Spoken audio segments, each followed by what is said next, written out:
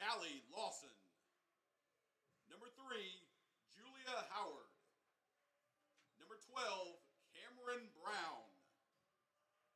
And number 23, Jaliyah Lindsay. The Bulldogs are coached by Jason Smith and assisted by Jaron Tall.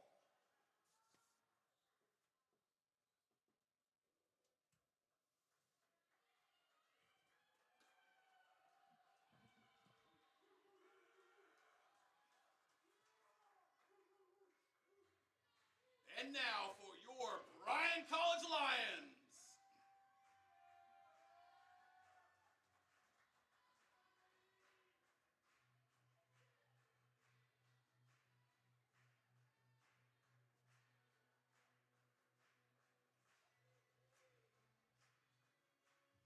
At guard, a junior from Murfreesboro, Tennessee, number 5, Autumn Davis. At forward, a freshman from Fayetteville, Tennessee, number 6, Alyssa Petty. At center, a freshman from Oliver Springs, Tennessee, number 21, Kaylin Walls. At guard, a freshman from Fayetteville, Tennessee, number 24, Molly Brown. And at forward, a grad student from Smithville, Tennessee, number 32, Katie Farrell. The Lions are coached by Matt Ballant and assisted by Reagan Ballant.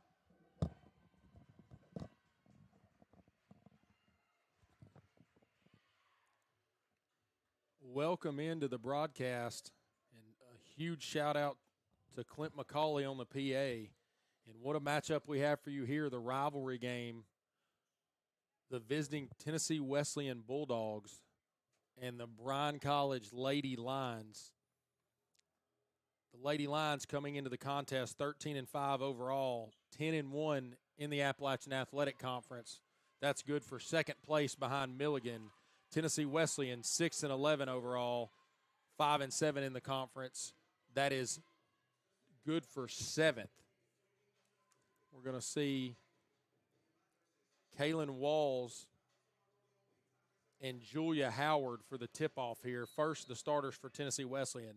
Number 1, Sloan Carpenter. Number 2, Tally Lawson. Number 3, Julia Howard. Number 12, Cameron Brown. And number 23, Jaliyah Lindsay. Tip's going to be won by Walls. Early possession to the line. Starting for the Lions, number 5, Autumn Davis. Number 6, Alyssa Petty. Number 21, Kaylin Walls. Number 24, Molly Brown, as you see her driving and finishing with the right hand. And number 32, the senior, Katie Farrell.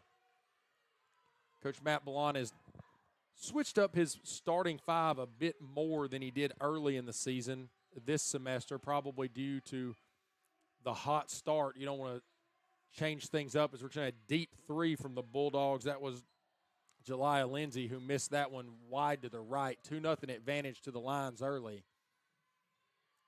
Autumn Davis kicks to Alyssa Petty. Farrell looking for position on the inside. She's going to get the lob, but it's going to be a bit too far from Davis. It'll be first turnover of the ballgame against the Lions.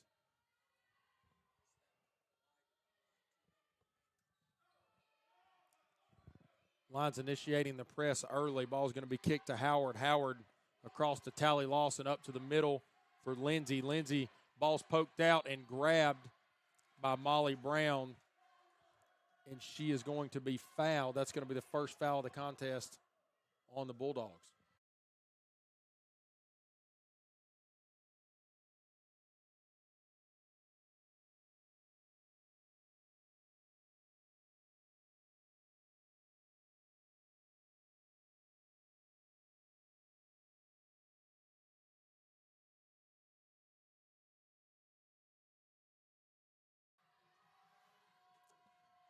Looking inside again and finding Kaylin Walls was Molly Brown. Left-handed finish, 4-0 advantage to the Lions as we get started here. Something interesting to watch. Coach Jason Smith for the Tennessee Wesleyan Bulldogs coached at Bryan for a long time, has been back with Tennessee Wesleyan for a couple years now. I got to speak with him at length a bit earlier, and he was a good guy to work for and with here at Bryan, and also to see his success last year at Tennessee Wesleyan, as you're going to see Alyssa Petty drive and finish and the foul. But good to see Coach Smith having some success across the way in Athens. But we hope he also tempers that success in here tonight, as we are all lines on the broadcast here. Alyssa Petty steps up to the free throw line, 6-2 advantage. She's going to knock down that free throw. So complete the old-fashioned three-point play, and the Lions press is going to provide another turnover. Petty going to get on the end of that one, lay it in again, 9-2, 7-point advantage for the Lions.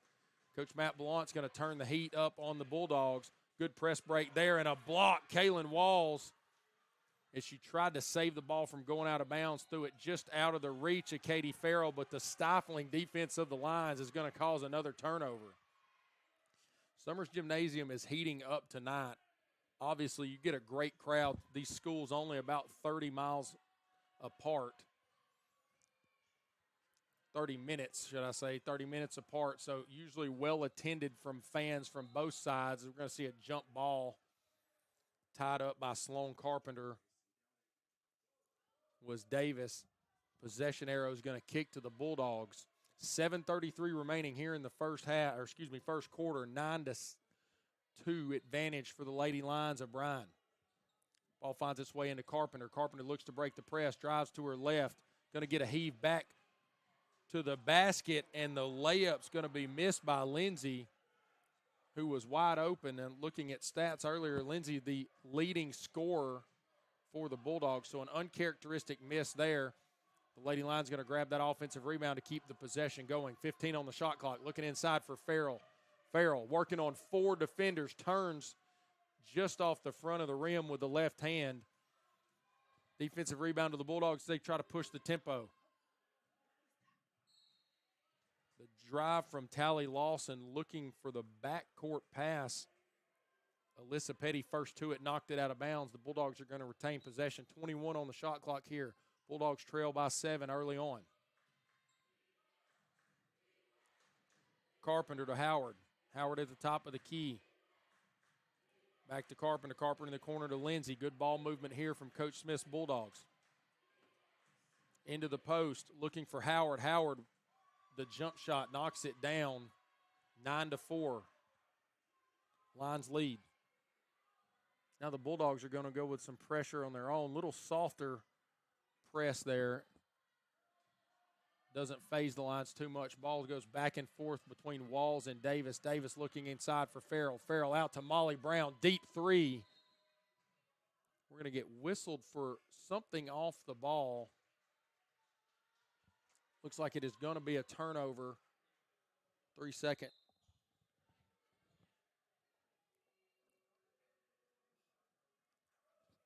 That's going to be our first subs of the ball game.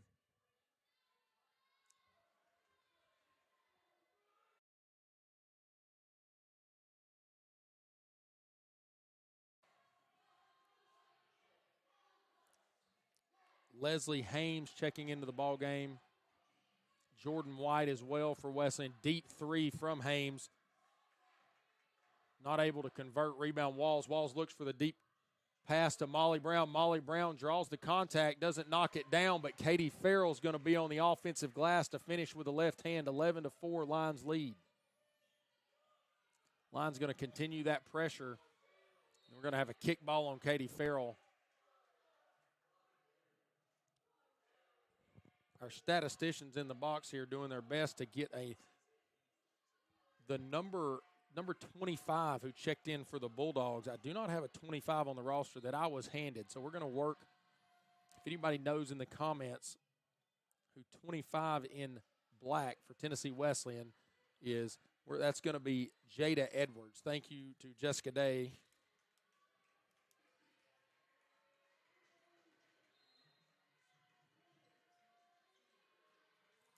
So we'll make that note as Edwards is on the ball. Kicks to Carpenter. Carpenter looking back inside for Edwards. Good pick and roll, but Ruby Cox just off the bench is going to block that shot, but as much as Coach Matt Blunt's asking the question that it wasn't a foul, she is going to be whistled for her first personal. That's going to send Jade Edwards to the line to shoot two. In all that confusion, we had some Lady Lions checking into the ball game. Ellie Graham, number 20. Ruby Cox, number 7. Number 22, Sydney Neal. Number 33, Ashlyn Plott. And number 1, Leah Stinnett. It's a new 5 on the court in gray and pink for the Lady Lions. Looks like Neal's going to be doing the point guard duties for this second 5 from Coach Matt Blunt today, 11-6. Great move and a drive by Stinnett.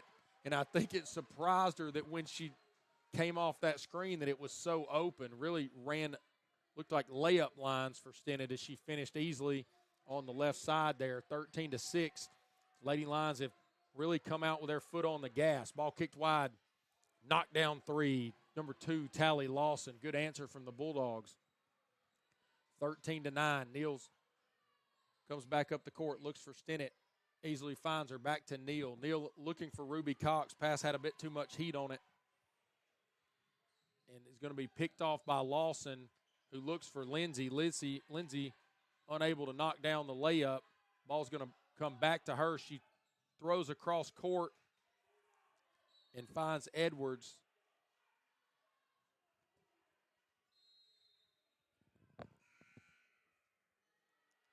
We're going to see our first media timeout of the contest. 13-9, early lead for the Lions here in this rivalry game. We'll be right back with you on Lions Live.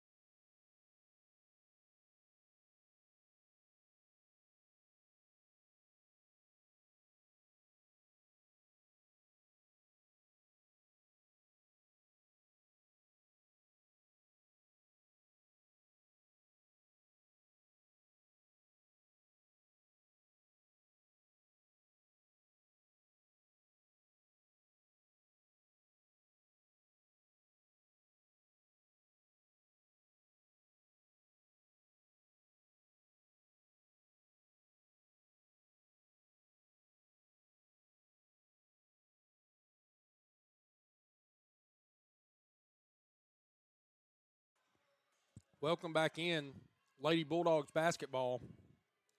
Jordan White tried to drive.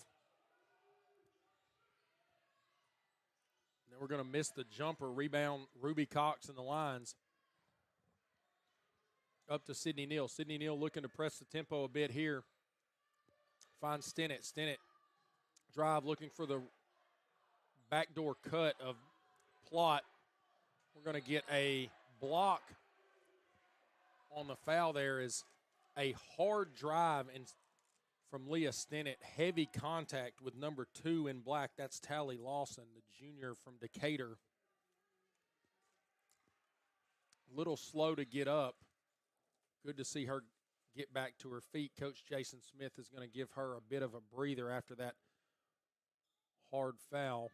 Stinnett's going to the line to shoot her first free throws of the contest. She's going to miss short with that one. 13-9 advantage, 4:08 remaining here in the first quarter. The gym's louder. We mentioned the crowd because both teams are so close in proximity to each other. Easy drive.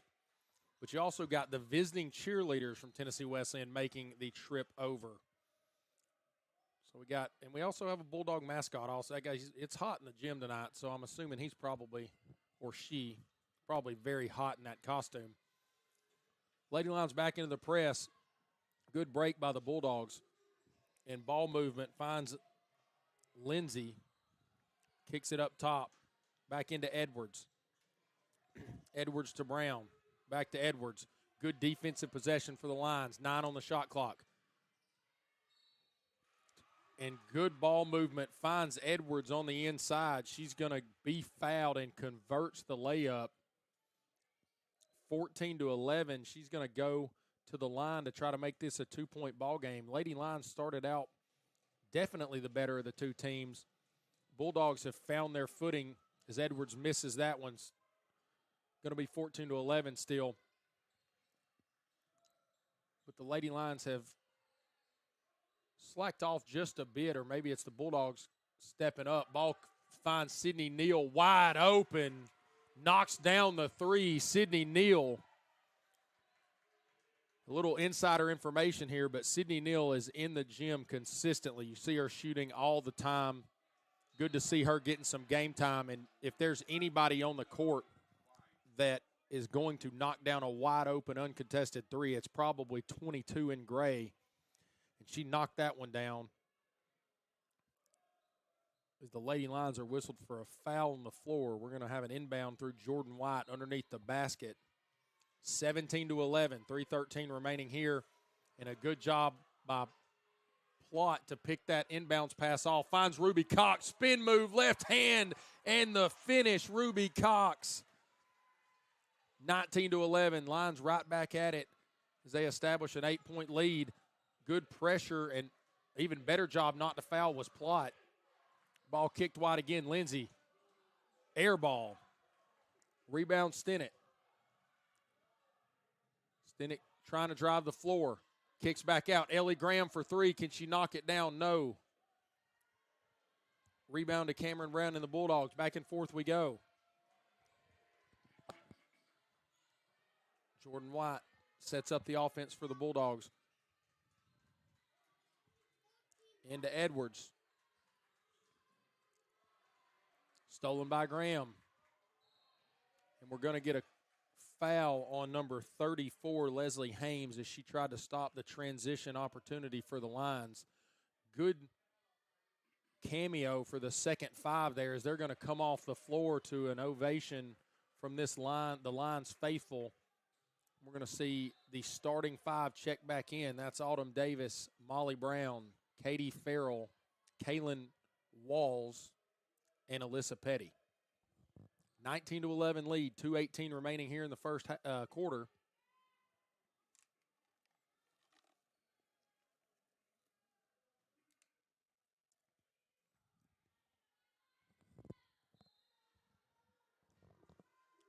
Molly Brown into Davis.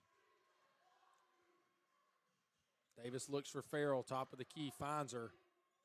Good job not to get tied up for the jump ball was Farrell.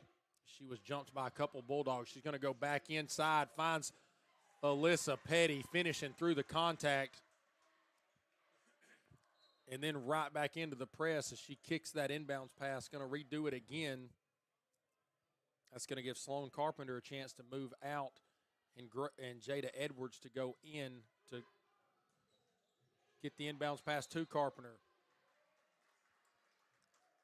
Carpenter pressured by a couple lines and steps on the line right in front of the Wesleyan bench.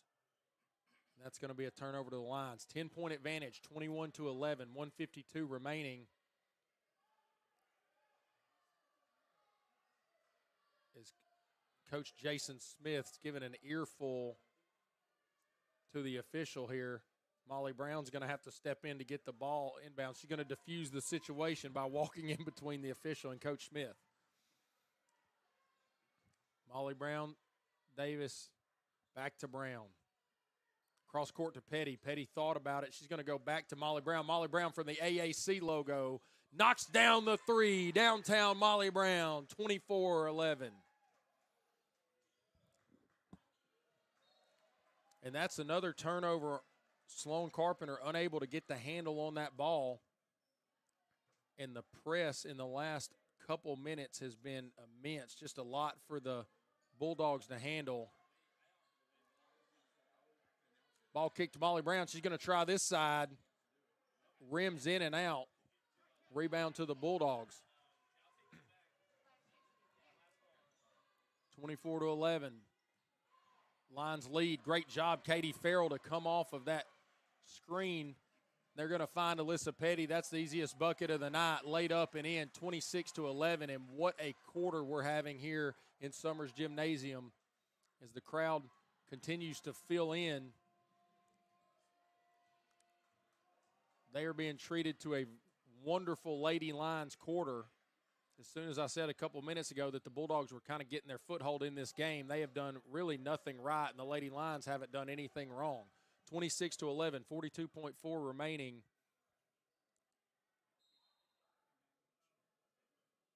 As Molly Brown's going to inbound after the missed three ball from the Bulldogs. Julia Howard checking back in for Coach Jason Smith, the 5'9" sophomore from Decatur, Tennessee. So she is in between Dayton and Athens, so she knows the trip probably to Dayton well. 35 seconds remaining here in the first quarter. Lady Lions trying to finish with a cherry on top, 26-11 lead.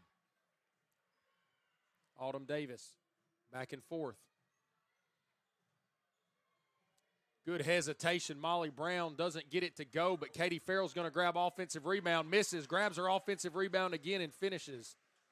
Katie Farrell active on the offensive boards to start this contest.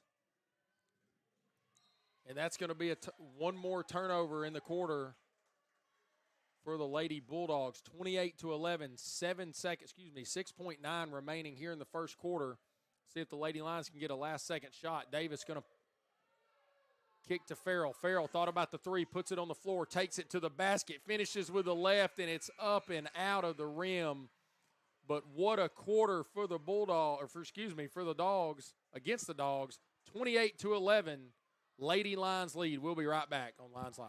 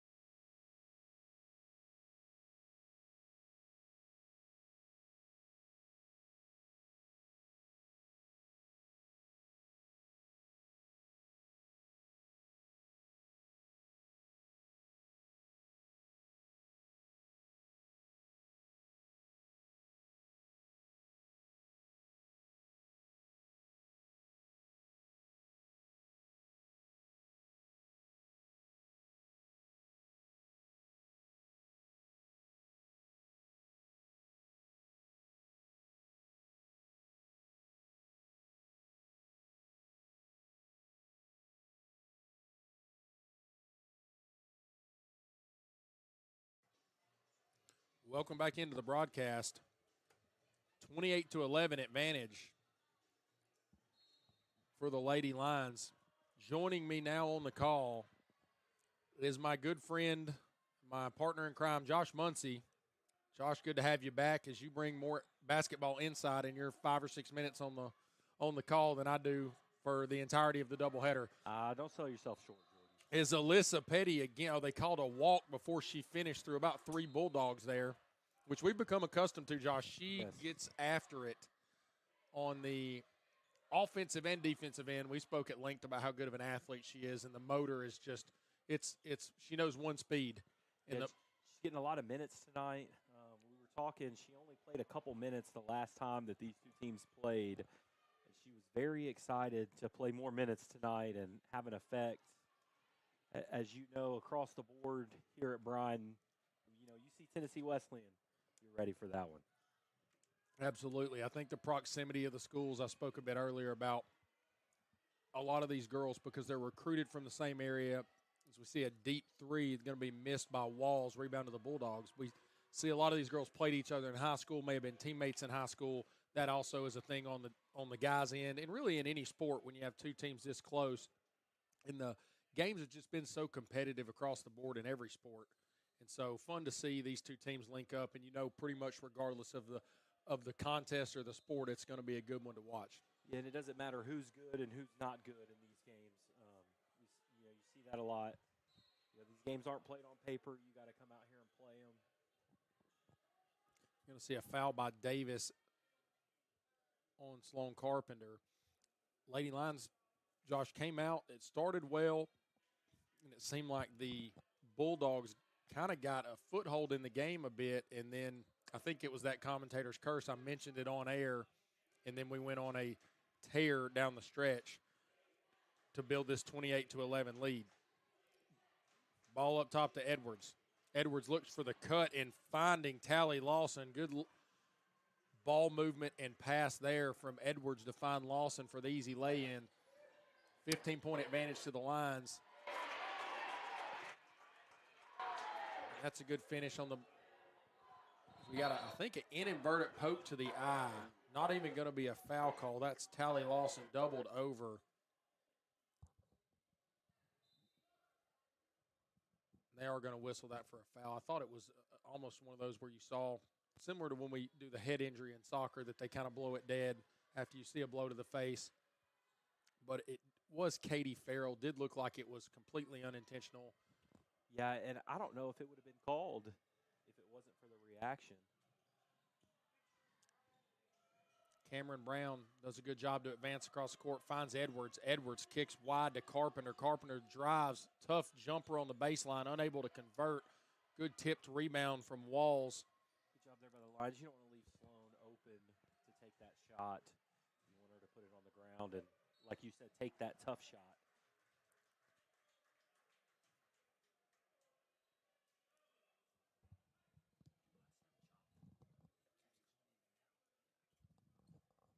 (30-13) advantage here. 8:04 remaining, and we're going to get a substitution from Coach Matt Ballon. It's going to see that secondary five come at, well, four, because Katie Farrell's at the free throw line. Stinnett, Ellie Graham, Ashlyn Plott, and Sydney Neal all back into the ball game, joining Katie Farrell. And Ruby is at the scorer's table, so if she makes the second one, they will check her in here.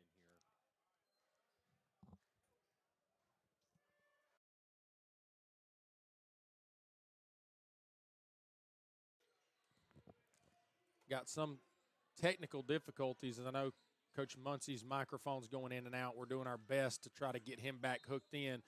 We're going to see a foul, really a phantom call. Coach Matt Ballon, arms to the sky. I cannot believe that one was called.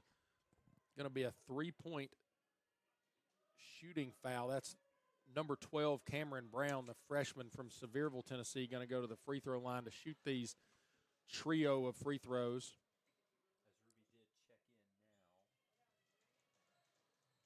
And Ruby Cox did check into the ball game.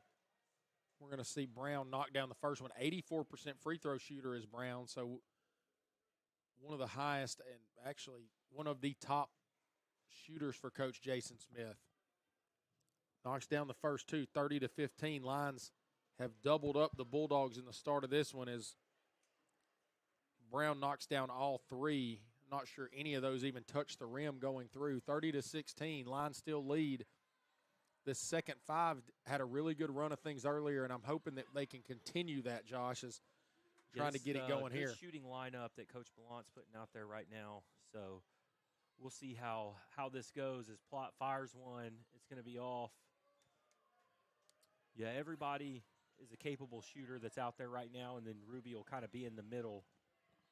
And, you know, she's had a lot of success lately in finding herself out behind the three-point line, knock down some shots, which I was really unfamiliar with early in the year. I'd only seen her do most of the work down on the post and in the paint, as we see a drive by Lindsay. Good almost finish there. She was the leading Bulldog points-wise coming in, 13 points a game.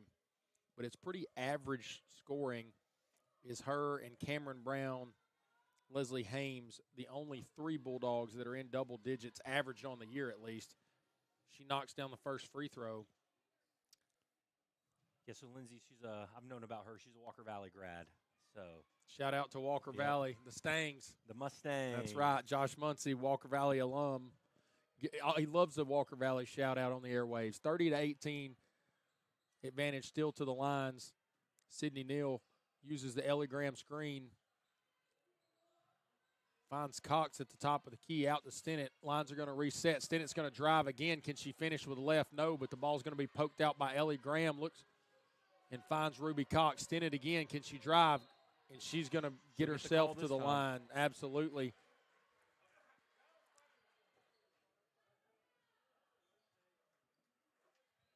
Leah Stennett's really been one of the lines that I feel like has had to work her way into those minutes. And we didn't see a ton of those early on. At least I didn't notice it early in the year. And she's really continued to get these smaller cameo, plays really well, and is rewarded with more playing time. She's really got herself into the rotation. And something I was surprised with is her ability to score at different levels. She does a really good job of getting to the rim, finishing with both hands. Been a welcome addition off the bench for Coach Ballant here over the past few weeks. It was good to see her get going. She was a starter last year for most of the year, and like you said, kind of had to work herself back into the rotation this year. She didn't shoot it as well to start off the year, which that's come around as you see Ellie leading the break. She'll find Leah, who will drive baseline. She turns around back to Ellie. Maybe should have shot that one. It's going to find Sydney Neal, who will drive with the left hand and lays it in. Sydney Neal. She's a fan favorite in the booth. She's a favorite in the booth, and that's going to force a timeout from Coach Jason Smith. 6:14 remaining here in the second quarter. 33-18. We're going to stay live with you through the break. We don't get the honor of Coach Muncie in here very often. So talk me through the matchup with the guys' game. It's going to be a good one on paper. Yes, the last game we played at their place, I believe it's a 5-point game, a game of runs. That's something that we've talked about a lot these past couple days is, no matter what happens, it's a 40-minute game. And it's games like this that you have to be locked in for all 40 minutes because one 3-minute stretch could make or break you. So we've really been emphasizing that. They've got some guys that can shoot it, so it'll be a fun game, and the atmosphere will be great. Jersey night here in the gym, so it should be fun. We got some half-court shots going on. Everything should produce for a big night tonight. Yeah, we're excited, and we are out of baseball practice early, mainly because the Jersey night was orchestrated by a group of our guys in a business class with Dr. Scruggs. Dr. Scruggs. So Yes. we had a handful of guys up here, and so it was in the group chat all day that you had to be here. You had to be in a jersey. So just while we're on the topic of jerseys, looking around, do we have a favorite jersey yet that you've seen?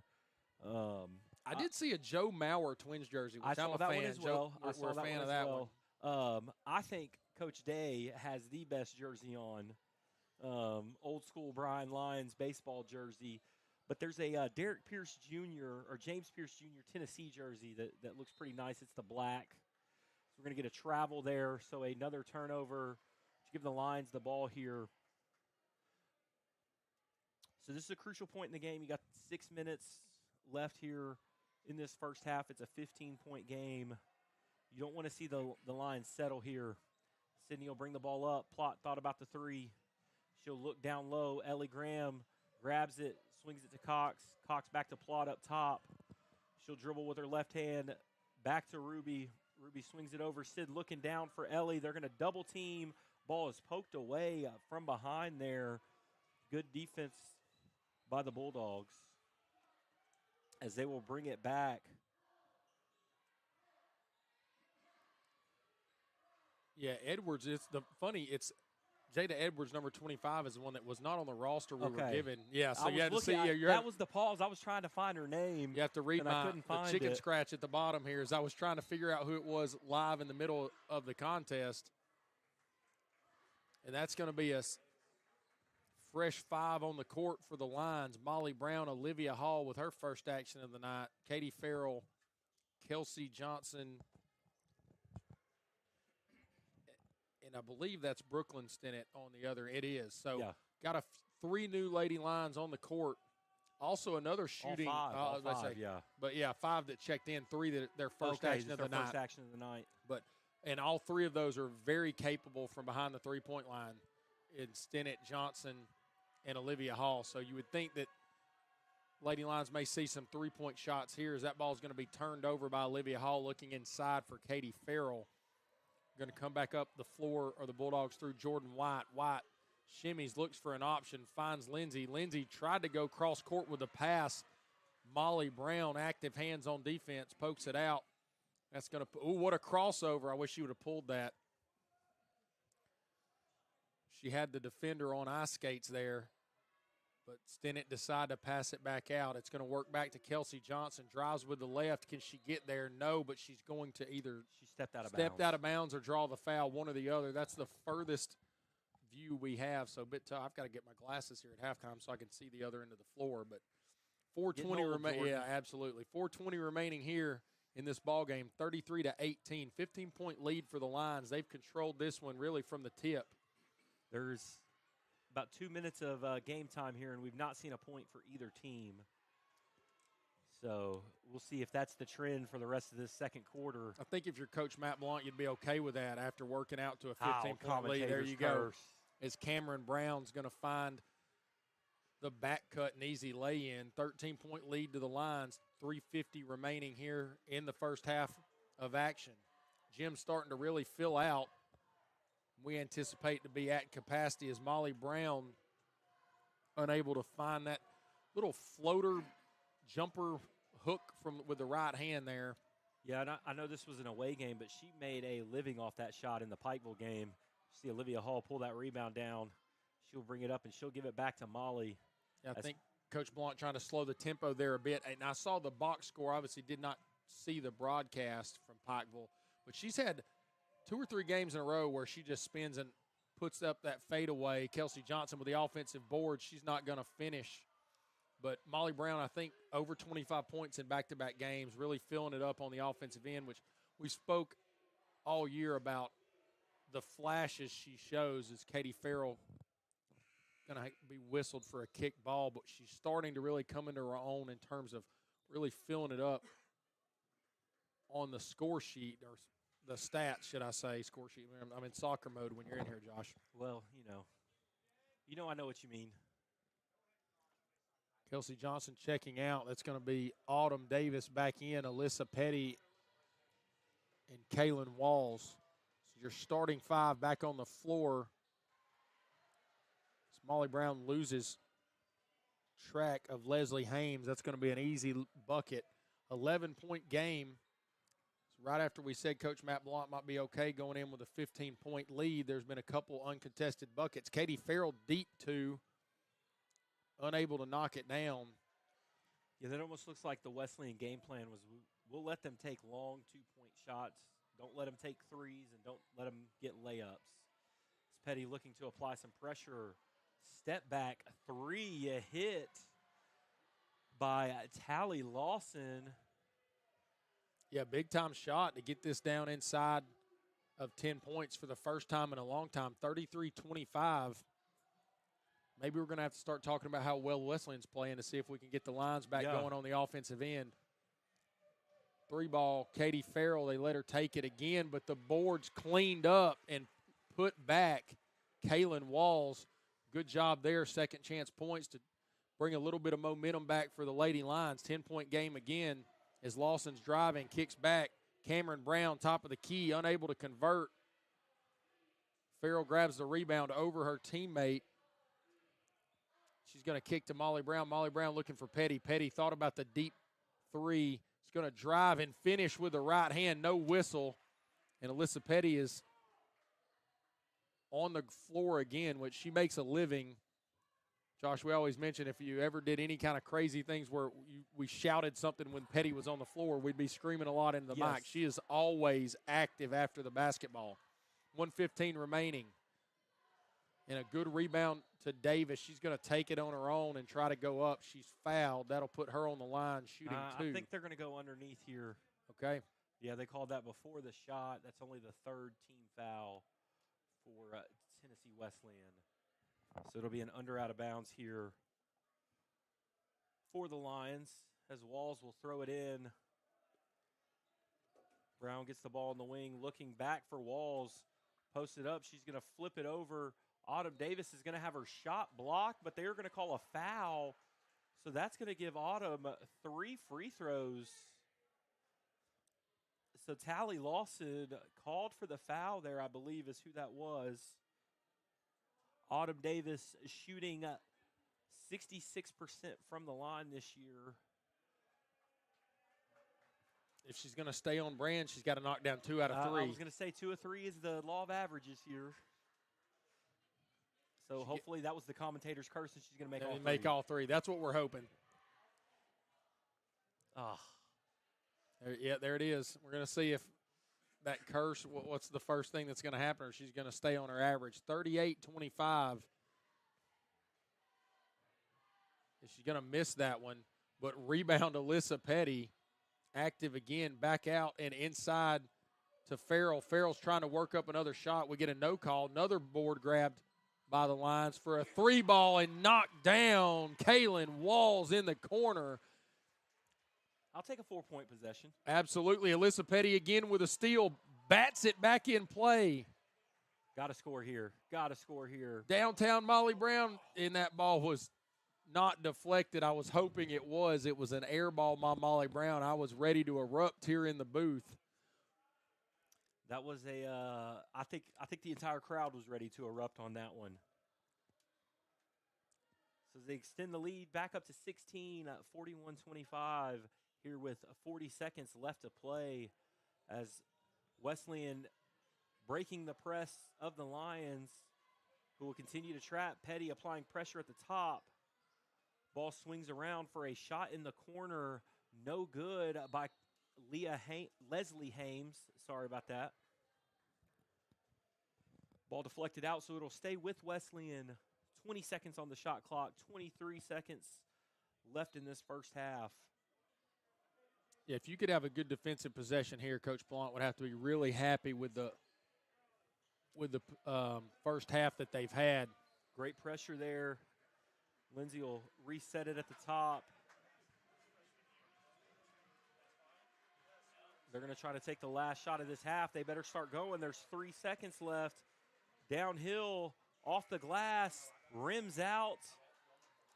And no, there's going to be time left on the clock here. There was some confusion, and now we've got there was about 3-second differential between the shot clock and game clock. It's always confusing there because the horn goes off for the shot clock. So I think Walls thought that was the halftime. She grabs the rebound and just kind of throws it towards the official. They're going to put some time back. Wesleyan's going to have a shot here. 1 second. Yeah, so one of those, you never really see that. And you can really see the difference. It's a coachable moment. You see Coach Ballant talking to Kaylin Walls. There's 2 horns there, and you really have to know that the differential, that there was 3 seconds, so you're probably going to hear both. Now they end up 0.5, so that's really just time to do something like that as the Lions knock it away. Good job. You always just want to tip the ball there as the defense. Absolutely. Because the clock starts on first the touch. So, Josh Muncie, thanks for joining us, Coach Muncie, and we are looking forward to the matchup with you guys here after the finish of the girls' game. 41-25 here. Good first half for Coach Ballant and the Lady Lions. Any parting shots for us, Josh, as you down to your real job? Yeah, just, thank you guys for all the support, all the people that watch online. Jordan, Jess, what you guys do, Clint, to make this thing happen. I know I play a small part in some of the other times, and I enjoy getting to do this. I know we've talked a lot about this throughout our, last year. That's kind of how we got close, was in soccer season, and, it kind of rolled over into softball, and now you're calling basketball games. So it's fun what we get to do here that isn't what we do, but we enjoy what we do. So absolutely. Well, thanks for joining us, and as always, you're always welcome on any broadcast with me, regardless of the sport. So thanks to Coach Muncie. We're going to take a short break at halftime here. Lady Lions lead in this Appalachian Athletic Contest over the Tennessee Wesleyan Bulldogs, 41-25. We'll be right back on Lions Live.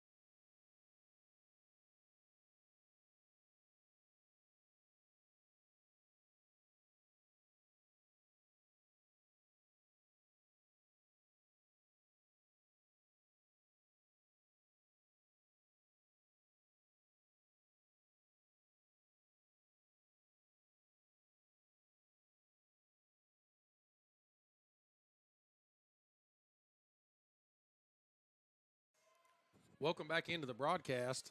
20 seconds too late. Back on Lions Live. 43-25, Lions lead. As the Bulldogs try to claw their way back into this half.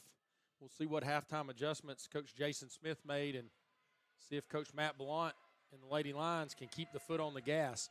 Molly Brown out in transition. Good spin move and unable to finish. Katie Farrell's going to finish for her on the glass. Finishes with the left hand. We're going to get a quick timeout. And only about 47 seconds into the half, we're going to have our first stoppage. 45-25, 20-point lead for the Lions. We'll be right back.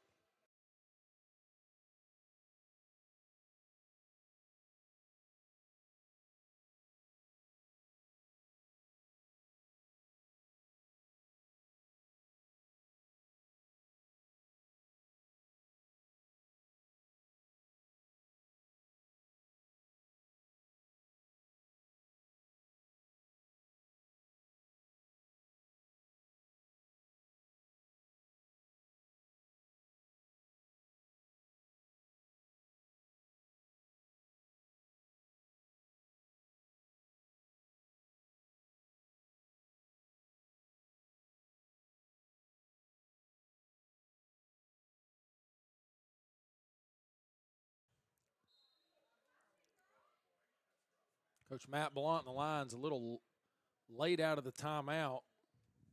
Bulldogs already on the court.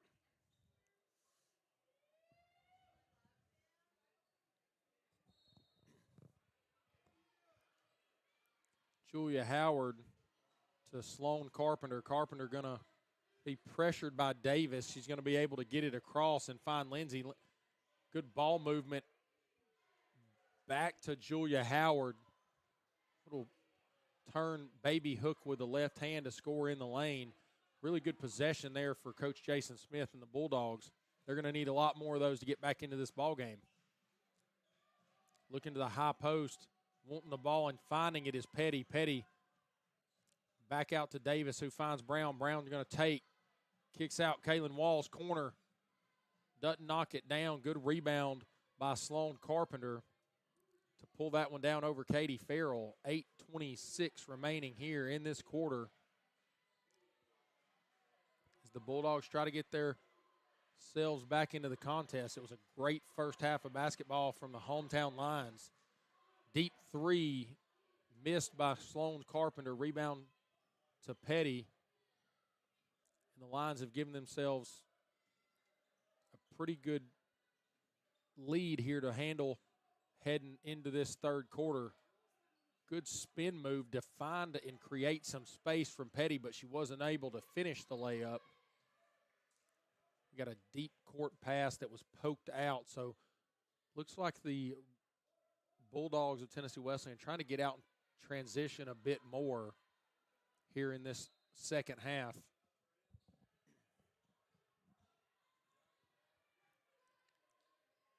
Ball worked inside to Julia Howard. Howard, good pass open to Lindsay. Lindsay knocked down three in front of her bench.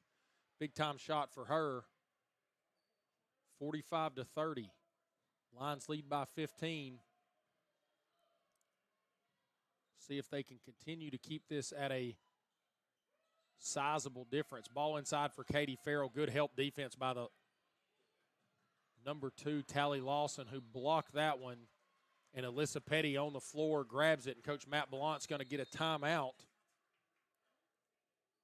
to save possession there. 7:22 left here in the third quarter. 45-30, Lions lead. We'll be right back on Lions Live.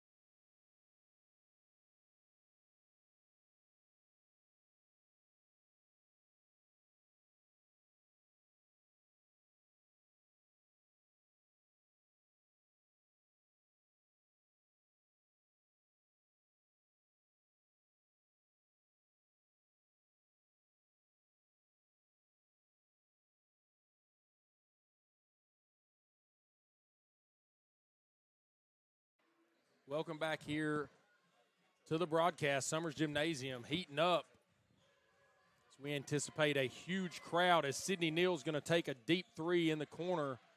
Contested rebound to Julia Lawson. Really packed out. The student section's got a few more open seats, but outside of that, it is packed to the brim here in Summers Gymnasium. Good ball movement, but unable to finish with the right hand is Tally Lawson for the Bulldogs. 45-30, line still lead. Ball in front of the bench. Kaylin Walls, too strong. Good rebound, Neal. Back out to Farrell. Second chance points for the Lions. Neal, good pump fake. Back out to Davis, who kicks to Brown. Brown's going to try a deep three. Knocks it down. Downtown Molly Brown, 48-30. Spoke with Coach Muncie, right before the halftime, and he was talking about how Molly had really got going on the offensive end. Back-to-back games where she's scored over 20. We're going to have a foul on the floor. Davis, that's going to be a push. Our first foul of the second half.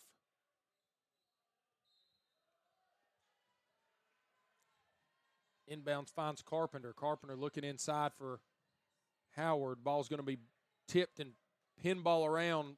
Davis is going to come up with it as she tries to find Katie Farrell, who's going to be fouled on the attempted layup. So Katie Farrell to the line to shoot 2 free throws for the Lions. Farrell, a 64% free throw shooter on the year. Really been a very spread out performance for the Lions offensively. 13 points for Petty. She's the only scorer in the ball game above double digits. Farrell knocks down the first free throw. Molly Brown with 8, Katie Farrell with 9, Kaylin Walls with 7, and Sydney Neal with 5. Rounds out any scores over 5 points for the Lions. Farrell knocks down the second. That's going to put her in double digits with Alyssa Petty. 50-30 lead for the Lions. Tally Lawson with the ball. She is the leading scorer for the Bulldogs. She's on 8 points. Julia Howard and Cameron Brown with 6 and 5 respectively. Lawson thought about the three. Hesitation. Back out to Jada Edwards. Edwards tries to go inside, and Katie Farrell's first to it. Good hustle play by Davis to grab that ball and keep it from hitting out of bounds. And she's going to try to Euro step and drive. What a drive to get to the basket. But she was going so quick, had struggled to get the shot up and off. So we're going to see an offensive board on the 3 miss, and that's Katie Farrell again cleaning up on the offensive glass. Katie Farrell up to 7 rebounds. She's on a double-double watch with 12 and 7. With the majority of this second half to play, you'd like to see her get to that number. We're going to see a foul underneath. As Jada Edwards was trying to get the shot off, she was fouled, so she's going to go to the line to shoot 2 free throws here for the Bulldogs. Edwards on the year, 75% free throw shooter. She's only 6 for 8 on the year. Only 4 games played for Edwards. She's been one of the better players in the black and blue tonight for the traveling Bulldogs. She knocks down the first free throw.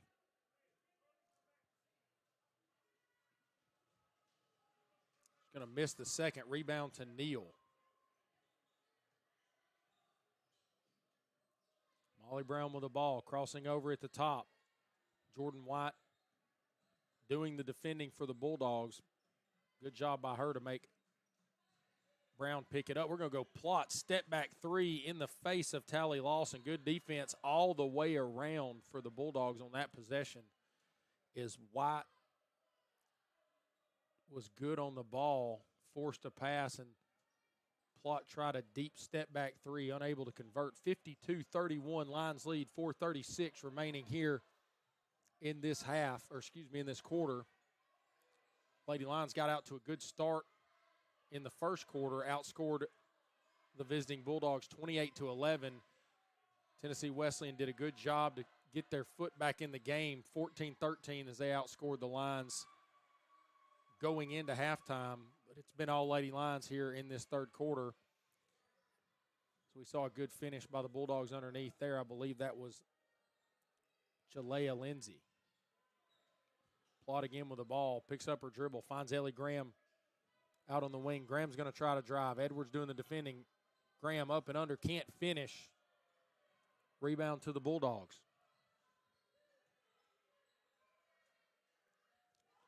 Lawson to White. White looking for Edwards, going to find her. Graham, good defense, forced her pick her dribble up and turn back around. The Bulldogs will reshuffle at the top of the key. Lindsay, and Brown's going to reach. It's going to be a foul on her, only 8 on the shot clock. She was doing a really good job and so far away from the basket. You would hope that Molly would have just let the intensity of her defense do the talking, but she got a little bit happy there, tried to reach in for the steal. So it resets the shot clock to 20 for the Dogs. Not going to matter as Kaylin Wall's going to step in that passing lane and pick that ball off. Lays it back off to Leah Stinnett. Stinnett just checked in the ball game. Going to turn that one over. Good steal, Tally Lawson. Lawson trying to drive, going to finish with a lay-in. As Brooklyn Stinnett also checked into the ball game. Looking inside for Walls. Walls, cross-court pass, finds Stinnett. Stinnett from a tough angle knocks it down and hits a little shimmy in front of the bench. Tough angle, no problem. Brooklyn Stinnett, bang in the corner. 20-point lead again for the Lions, 55-35. Ball on the floor. They're going to call a foul on Kaylin Walls, as I thought that was. Oh, we're going to call a jump ball, and then we're going to get a tech. It was actually on Coach Jason Smith, so he saw maybe what I saw. I thought they initially had called a foul on Walls, but it was a jump ball, and there was something that Coach Smith said that one of the officials took a disliking to, and that's going to send Brooklyn Stinnett to the line, who just knocked down that impossible angle in the corner.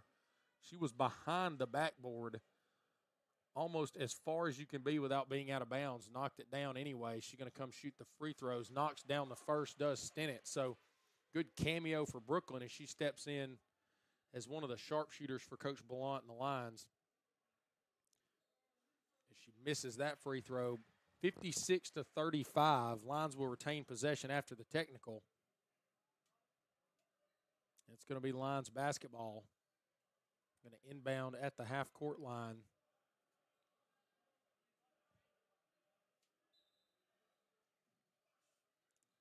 Ball back to Stinnett. Stinnett with a hesitation. Gets a mini screen at the top of the key. Looking inside for Walls. Going to be last touch by a Bulldog defender. So the Lions will have possession. 21 on the shot clock. Stinnett underneath.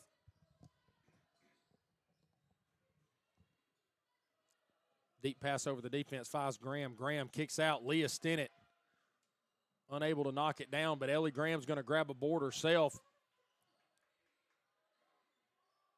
Now over to Leah Stinnett. Nowhere to go. Out to Plott. Plott, top of the key. Can't knock it down. Good look for Plott. She's unable to knock that three ball down. Lady Lions did a good job cycling the ball, continuing to find options. We're going to have a three missed by Lawson. Ball's going to find its way to Ellie Graham. She decides to bring it up herself after the rebound. Plott in the corner. Plott looking inside for Walls, and she's going to draw the foul. The help defense in Jordan White sliding across the paint, trying to contest the shot. Fouls Walls. She's going to go shoot two. 56-35. 21-point advantage for the Lions here. 1:52 remaining in the third quarter. It's been all Lions throughout the contest.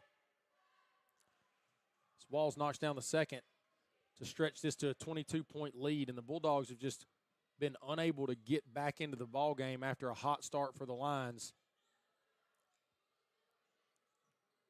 Deep three ball Lawson, unable to knock it down. Only one line in the paint for the rebound, and it's Kaylin Walsh. Did a good job to grab that one down in a couple of black uniforms there.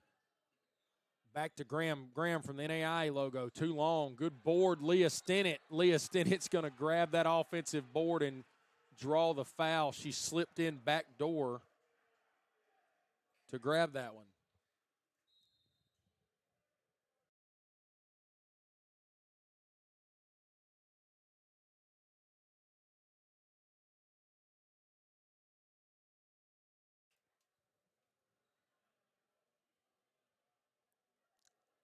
Lady Lions and Coach Matt Ballant checking in some new lines into the ball game as Stennett knocks down the first free throw, 58-35.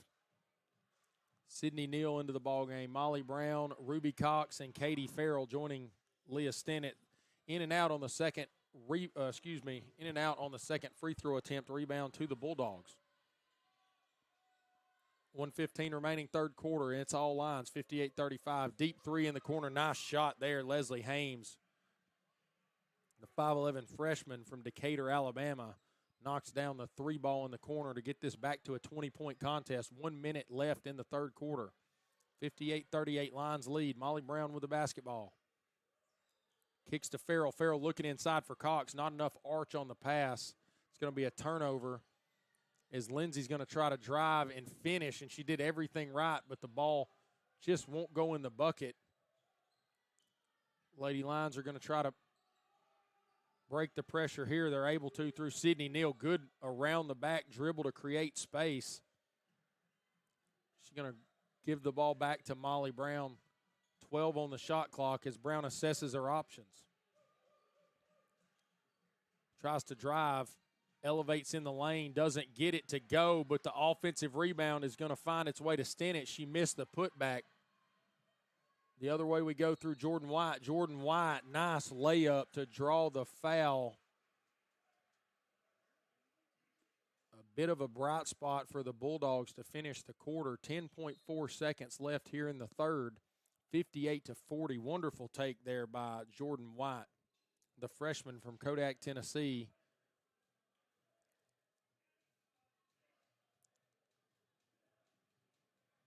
Going to go to the line to try to finish off this three-point play.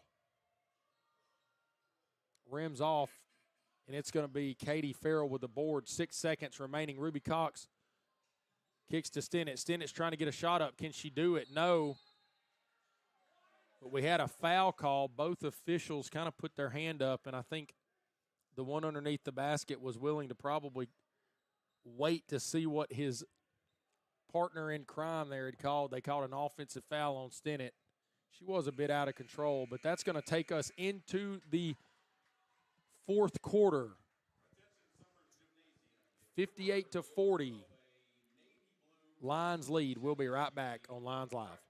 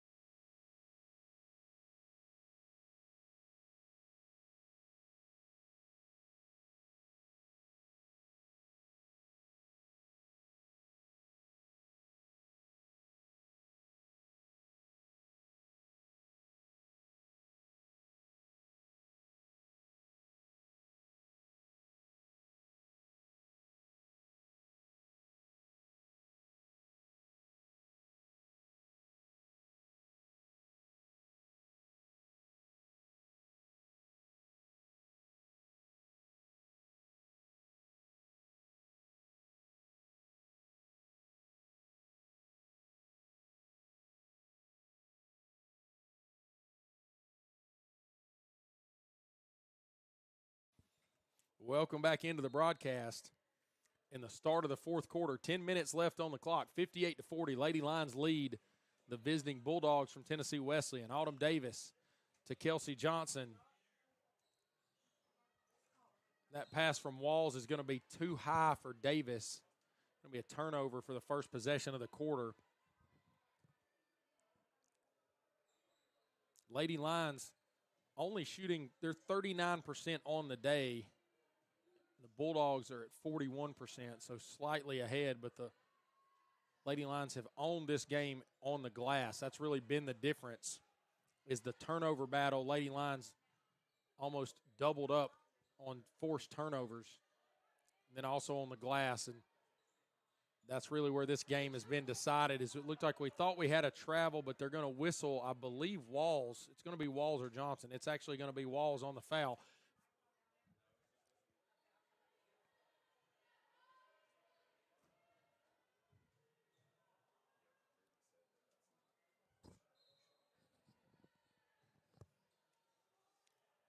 Ball thrown in and tipped by Kelsey Johnson. Good active defense from her on the inbound pass. She's assessing her options at the top of the key.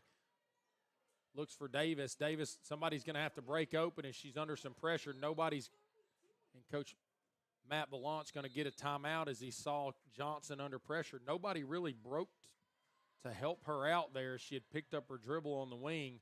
That's going to send us into a quick timeout. 58-30. Lady Lions leading the Bulldogs. We'll be right back on Lions Live.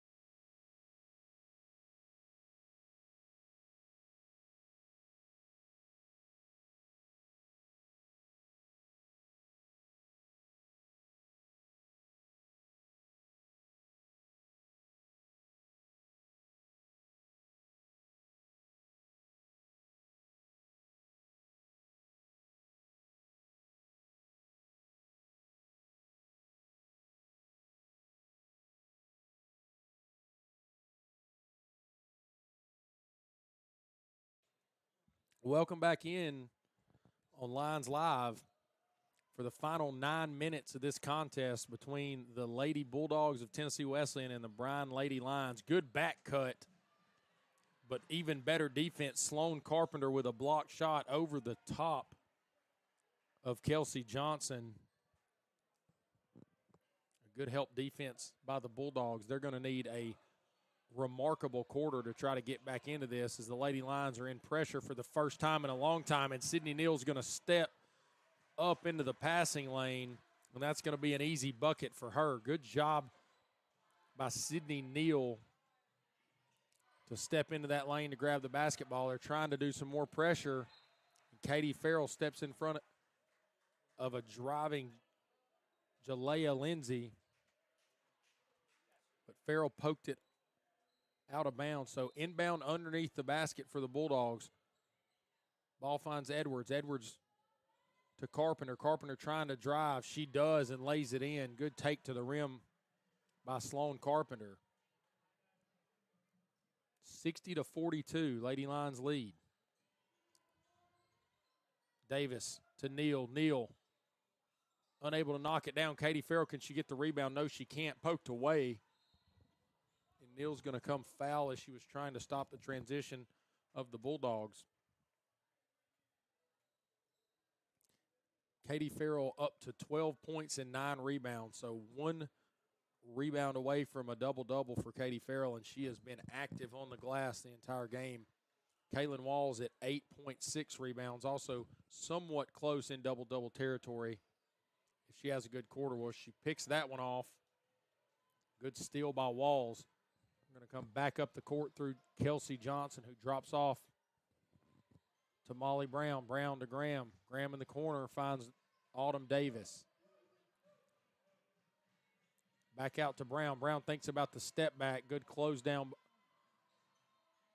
And the ball was poked out by Carpenter, but Brown to it. 6 on the shot clock. Brown's trying to drive with the right hand. Looks for Graham. Graham with 2 on the shot clock. Heaves it up. And it never got the rim, but the rebound went to the Bulldogs. So no violation. His possession had already changed hands. Bulldogs trying to get something going. Edwards, jumper in the paint.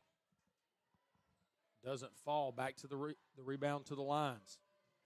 Davis going to try to drive here. She's going to get, I thought, absolutely fouled, but she doesn't get the whistle. 60-42, wide open 3-ball, and missed by Aubrey Long. I think that was a foul that you probably would have heard a lot more. The no foul would have been a lot more upsetting to a lot of Lions fans in here if it wasn't an 18-point contest. 6:50 remaining. Long looks to drive, picks up her dribble, back to Edwards. Edwards cross-court pass, finds Tally Lawson in the corner, unable to knock it down, rims around for a tough rebound. Is Edwards fouled Kaylin Walls as they battled for the rebound underneath. We're going to see Kelsey Johnson checking out of the ball game. Olivia Hall, or excuse me, not Olivia Hall, that is Brooklyn Stinnett checking in. 6:35 remaining in the contest. Molly Brown with the ball. Up to Graham. Graham looking inside. Great pass to find a wide open Molly Brown. Knocks it down in the corner. Downtown Molly Brown for 3. 63-42. 21-point lead restored. And the heavy lifting on that one was really done by Kaylin Wall. She drew the double team underneath. A good job to get her head up to find a wide open teammate in the corner. And that teammate happened to be Molly Brown, who knocks down the 3. That'll put her at 11 points. And a double dribble called on the Bulldogs underneath the basket. It's going to give the Lions possession. Great drive. And a foul on Autumn Davis as she tried to finish with her weaker right hand. And I think Molly Brown went over and they had a laugh about her trying to finish with her offhand.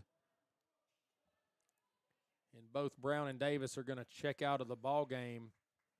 We're going to see Olivia Hall and Alyssa Petty back into the game. Alyssa Petty has actually had a really quiet game, but it's a quiet 13 points. She leads all scorers, but she actually got a ton of minutes early, and she's going to kick that one to Olivia Hall. Olivia Hall in front of the bench, right off the bench to on the stat sheet. 3-ball Olivia Hall, 66-42. Lady Lions trying to get hot here from 3, and they are running away with this one. The gym's getting hyped now. Chance of defense ring out. And that was a loose ball foul on Alyssa Petty. She just finds contact underneath.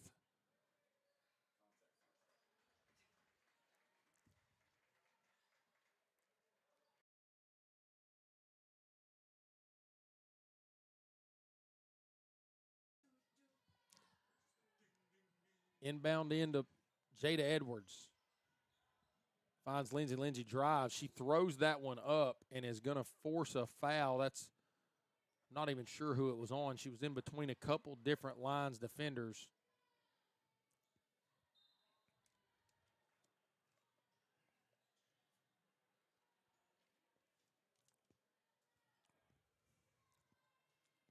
Lindsay has been the leading scorer for the Bulldogs consistently throughout the year. She's only got 7 tonight. She misses that first free throw. Averages 13 on the year, so the Lady Lions have done a great job on the defensive end with Lindsay.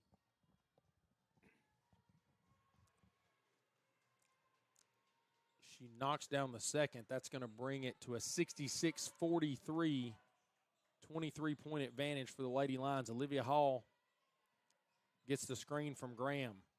Finds Stinnett. Stinnett looks for the pass inside to Petty. Petty puts it on the floor. misses it, gets a rebound inside of 4 Bulldog defenders, finds the open Ellie Graham, and we're going to call an offensive foul on Graham as she was driving to kick the ball out. She found Stennett, should I say Leah Stennett, who knocked it down, but it was after the charge called on Graham. So it's going to give ball back to the Bulldogs, 66-43, 4:50 remaining. We're going to get a travel before that three-point shot by Cameron Brown. Back-to-back turnovers. It's going to find the basketball back for the Lions. 4:46 remaining here in this contest in what has been a pretty easy ball game for Coach Matt Ballant and the Lady Lions. Turnover there. The pass was tipped. Olivia Hall looking for a teammate. Ball got tipped out of her hand. Bulldogs finding Howard, who had a mid-range jump shot there, unable to knock it down. And it's really just been it's been tough sledding, if you say anything, for Coach Jason Smith and the Bulldogs, as they have tried to get anything going offensively, but they've just struggled. It was a good start to the ball game for the Lady Lions, and since then they just kind of ran out to a 10, 15-point lead, and it stayed pretty much at that 10, 15, well, really 15 to 20-point mark for the better part of this second half. 4:22 left. We're going to get a couple new lines into the game. Number 3, that's Sophie McIntruff, and also joining her on the court is number 23, Brittany Morrow.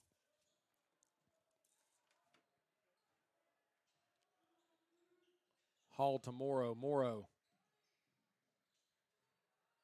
through that pass. Good active hands-on defense by Julia Howard. Pokes it out. It's still going to be Lions ball. 15 on the shot clock. 4:06 left in the ball game. Brooklyn Stennett. Thanks to drive. Good step back to create space and in and out. Brittany Morrow, good offensive rebound. She's going to be fouled as she's going to go to the line to shoot 2 shots. Great job, Brittany Morrow, right off the bench, finding herself an offensive rebound. She's going to go shoot free throws. She's 4 of 9 on the year in limited minutes, Brittany Morrow. She's going to miss the first.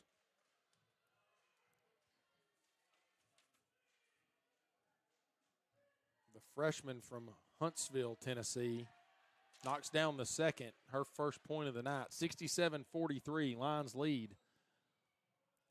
As we tick down to this conclusion, 3:50 left in the ball game. McIntruff, good defense. Lady Lions still trying to trap the basketball. Ball thrown in the corner. Lindsay looking for anything, doesn't find the rim. Rebound Morrow. McIntruff tried to go cross court. Ball was tipped up in the air, and McIntruff jumped up and fouled a Bulldog as she kind of went over the back trying to get to the tipped pass. It's always good to get yourself a lead in a ball game like this. Coach Matt Ballant able to get some of the younger girls into the basketball game. Some of the bottom of the bench is entered in, and what we've seen is that is vital to the development of these younger players going forward in their career. If you can get minutes, any kind of minutes, but especially against Tennessee Wesleyan in a rivalry game where it's usually well attended. There's always a good atmosphere in the arena, regardless of whether we're in Summers Gymnasium or we're in Athens. It's always a good matchup. So good for these girls to get in the ball game. Steal up to Olivia Hall. Olivia Hall going to go coast to coast and finish. Good pass, Stennett, to get her the basketball. 69-43, 3:10 remaining.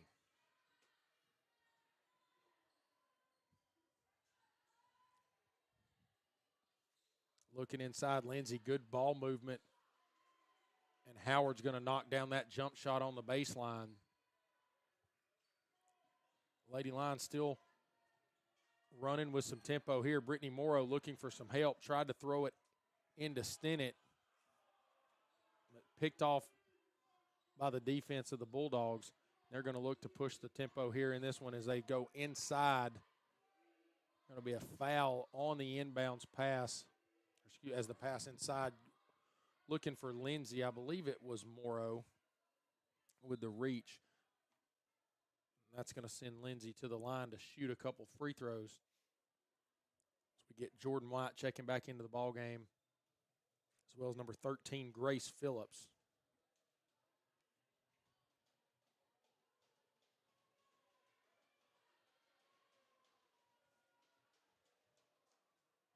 Lindsay knocks down the first free throw.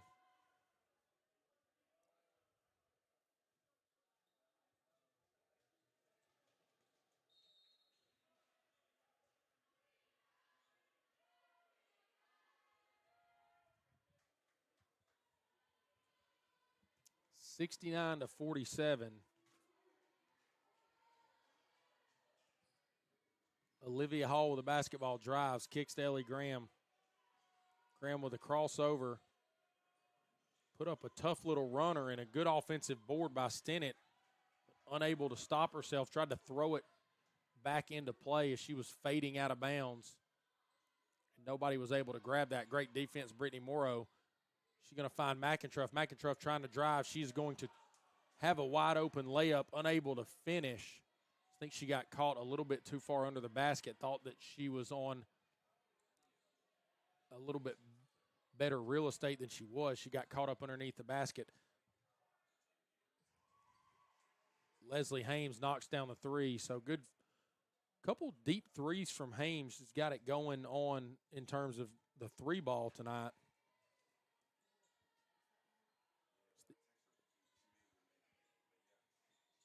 Stennett top of the key, unable to knock that one down. Good job rebounding by McIntruff, tips it out.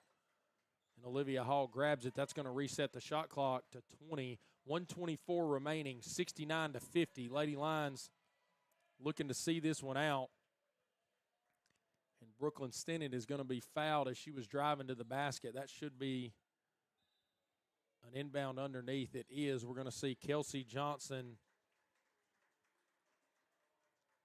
and Ashlyn Plott check back into the ballgame for Ellie Graham and Brooklyn Stennett. McIntruff looking for lines. Goes wide to Johnson. Johnson, deep three ball in the corner. Can't knock it down. Rebound back to the Bulldogs. Jordan White. Jordan White going to find Hames. Hames, deep three. And an offensive rebound by Courtney Berry. That offensive rebound is going to lead to a foul on Jordan White as she's going to go to the line to shoot two. So 103 remaining in the contest, 69-50. Lady Lions lead as Jordan White goes to shoot these free throws. It's all but over here in Summers Gymnasium, and it's been a really good job from start to finish for the Lady Lions and Coach Matt Ballant as they've paced this one from the tip. White misses the second free throw. Morrow with the rebound. She's been good on the glass since coming into the ball game. 4 rebounds already in what seems like about 4 minutes. We're going to see a drive and a finish. Olivia Hall, left hand, beats her defender off the dribble. We got a whistle and something with the clock, which is always odd to me that we always decide to do that when the game's out of reach. What does 1.5 seconds matter in a 20-point ball game? But we stopped it. We got it right. We were back at 47 seconds on this inbound, down to 35. Ball's bouncing around. That was a kick ball. It's going to reset the shot clock to 20 and give the Bulldogs the basketball again. 33 seconds remaining, 20-point lead for the Lions. Hames, step back three, in and out. Good rebound again, Courtney Berry. Berry back out to Hames, thought about another one. That's going to be picked off by McIntruff. She's going to knock down that layup, no problem. Last 15 seconds is going to be basketball for the Bulldogs. Looking inside for Barry, good pass, and that was a great offensive possession. Jordan White lays it in, 7 seconds, and Olivia Hall is going to dribble this one out. As the final in this ball game is going to be your hometown Lady Lions 73, the visiting Bulldogs of Tennessee Wesleyan 53. So a 23-point win for the Lady Lions in the start to this contest. Alyssa Petty led all scorers with 13 points. Katie Farrell with 12. Missed that double-double by 1 rebound. She had 12 and 9. Molly Brown with 11 and Kaylin Walls with 8. So a good job by the Lady Lions. We're going to be right back with you after this intermission. Stay with us on this stream, as that's where we'll bring the back end of this doubleheader between the Lions and the Bulldogs, as the guys will play next. We'll be right back after this short break on Lions Live.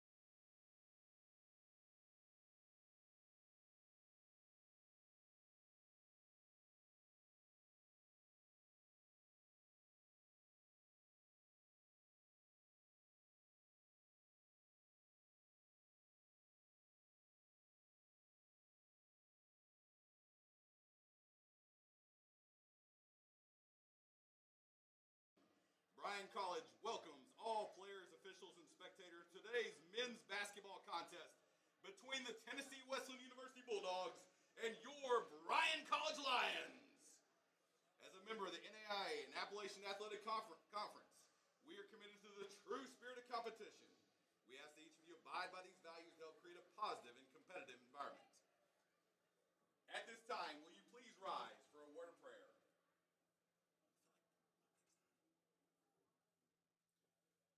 Father, thank you so much for this evening. Thank you so much for all your blessings and for safety as the teams travel.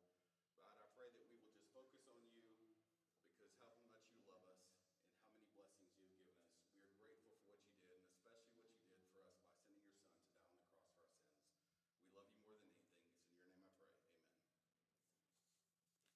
Amen. And now for our starting lineups. First, for the visiting Bulldogs. Number 3, Rashawn Hampton.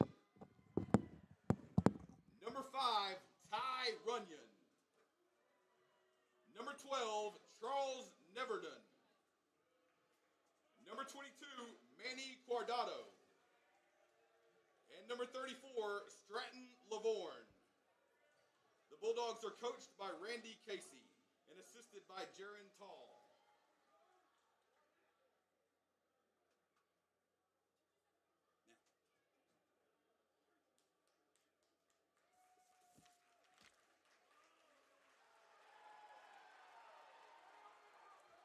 And now for your Bryan College Lions. At guard, a junior from Knoxville, Tennessee, number 1, Isaiah Bradwood. At guard, a freshman from Franklin, Tennessee, number 12, Ty Gibbs. At forward, a junior from Bells, Tennessee, number 14, Hayden Moten. At guard, a senior from Crossville, Tennessee, number 20, Cole Torres.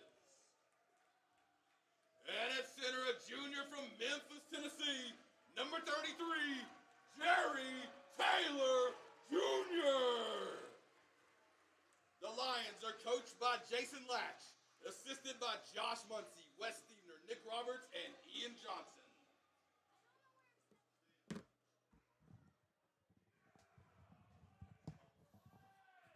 Welcome into the broadcast on Lions Live. I'm Jordan Day on the call. Thanks to Clint McCauley on the starting lineups and the PA as the lights are back on in Summers Gymnasium for this Appalachian Athletic Contest between the visiting Tennessee Wesleyan Bulldogs making the short trip over to Dayton and Summers Gymnasium to play the Bryan Lions. A tightly contested matchup. Bryan coming in at 9-10 overall, 6-5 in the conference. Wesleyan at 7-8 overall, also at 6-5 in the conference. Winner of this ball game will jump the other one in the standings as they are both coming in with the same record. And it's a great matchup on paper. Wesleyan wins the tip. Ball's going to be tipped out of bounds. The Bulldogs are going to keep possession. Starters for the Bulldogs, number 3, Rashawn Hampton. Number 5, Ty Runyon. Number 12, Charles Neverton. Number 22, Manny Guardado. And number 34, Stratton Lavorne. So we're going to see a tip pass leading to a lay-in. Ty Gibbs assisting. That's Cole Torres on the bucket. Runyon with the ball. Good pressure to start. Lions with an early 2-0 lead. Ball inside. Jerry Taylor Jr. with a poke. Ball going to go out. A deep 3 rims out from Hampton. Rebound Gibbs.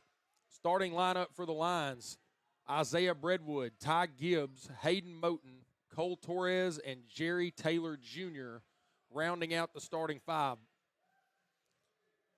Gibbs with the ball on the wing, working with Jerry Taylor Jr. Jr. on the outside, thinks about a 3. He's going to airball that when he does most of his point work in the paint, and we saw why with that shot from the big man.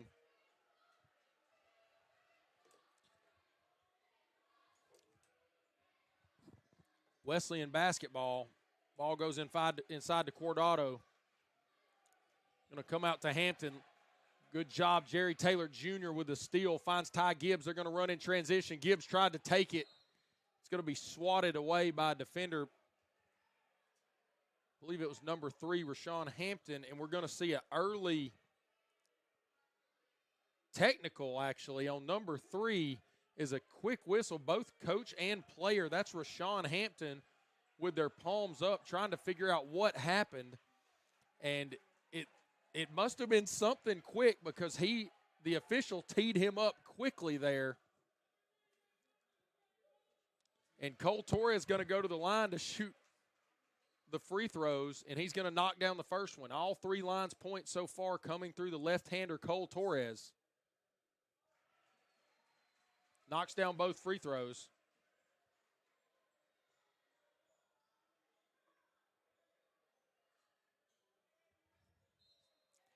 Was a quick technical. Must have been something with the language, I would assume. If not, it was a little bit of a soft one. Ty Gibbs, jump hook in the paint. Shades of Kareem Abdul-Jabbar inside. 6-0 early lead for the Lions. Tough take, no foul call. Ty Runyon tried to take that to the rack. Good defense by the Lions. Out Cole Torres, hot hand so far. Knocks it down. Cole Torres. And that's an early timeout from Coach Randy Casey. 9-0 start, and it is as good as you could draw it up for the Lions. We'll be right back here to a packed Summers Gymnasium on Lions Live.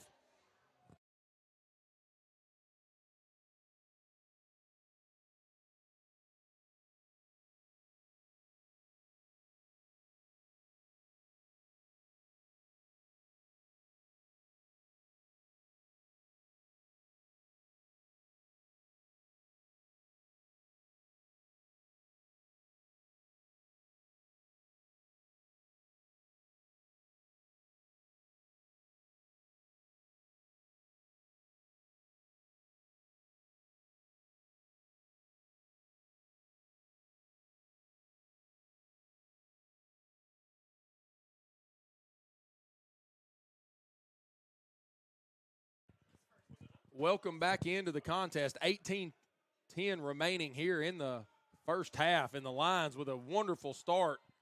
As we got Cole Torres just a bit late. The entry pass found its way to Manny Cuadrado. Cole Torres fouled him on the layup attempt. Good job to not let him lay that one in. If you're going to get whistled for the foul there, you got to keep him from making the layup. That's going to send Manny Cuadrado to the line. He's going to miss the first, so it's a good foul.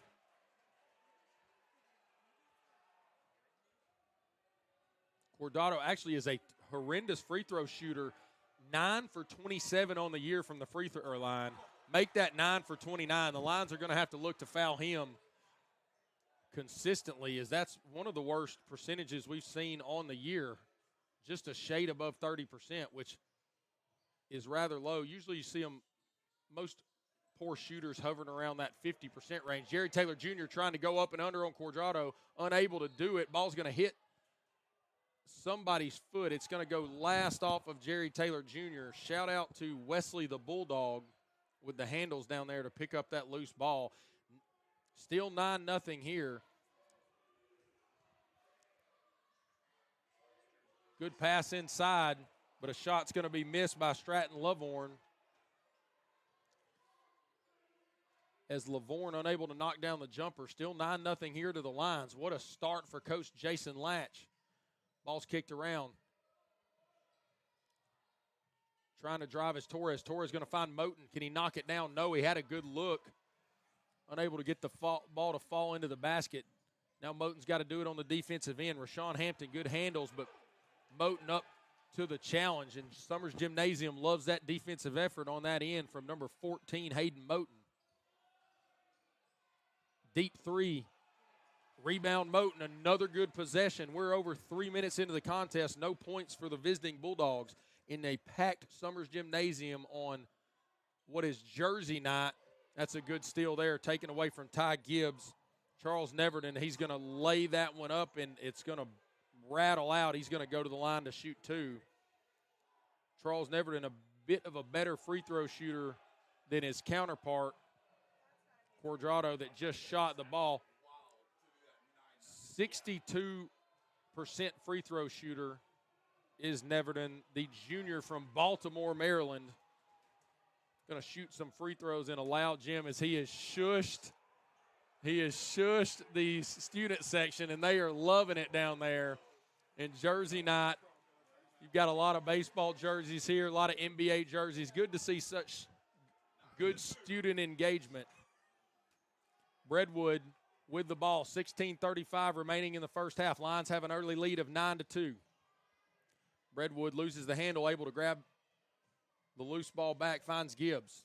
Gibbs to Torres. Torres has been the hot hand so far in the early going for the Lions. He drops off to Breadwood. Back to Jerry Taylor Jr. The one thing about Cole Torres, he's not afraid to take a tough shot. Moten thought about a deep one as he drives. Can he get it laid up in it? He can't. Ball's going to bounce out off of Hayden Moten. It's a good, strong drive, but he was unable to get the shot off, last off of his leg. It's going to be Tennessee Wesleyan basketball.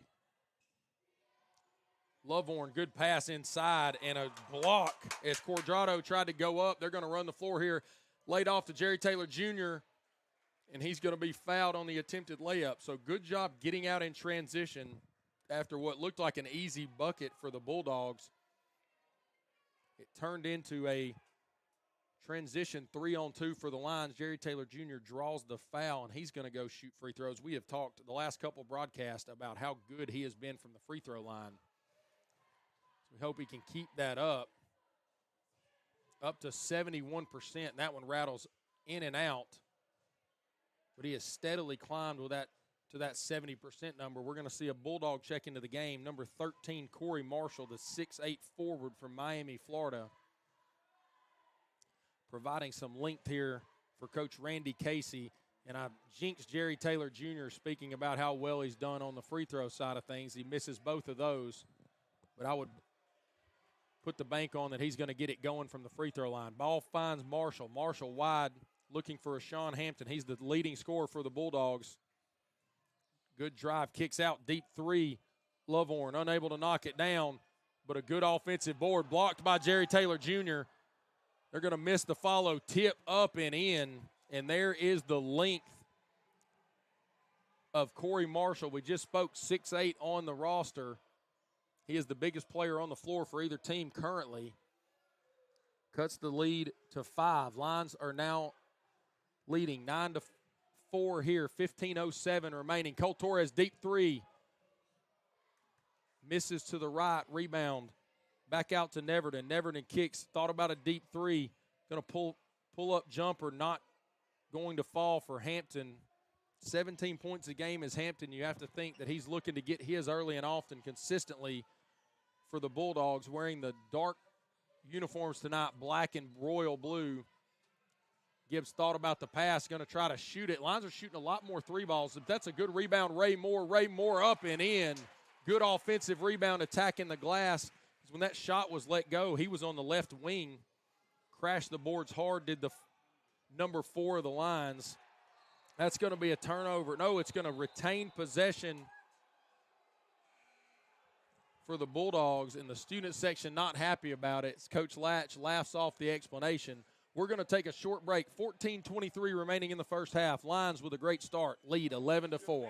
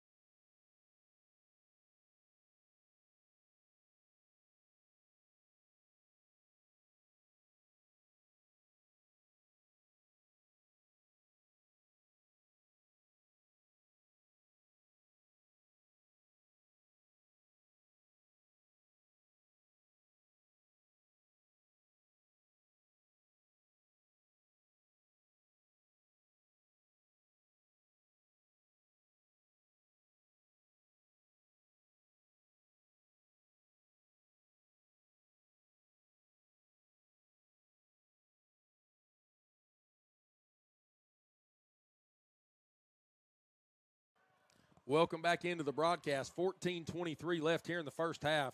Some new lines on the court. Derek Curtis and Cal Drake. Ray Moore went for the steal, almost got his fingertips to it.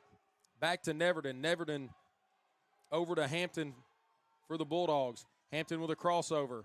Looking down low, finds the open man, but he's unable to convert. Ball tipped around again. Rebound Ray Moore. Moore up to Breadwood. Breadwood smartly decides to slow that one up as he was at a significant height advantage to try to drive to the rim there.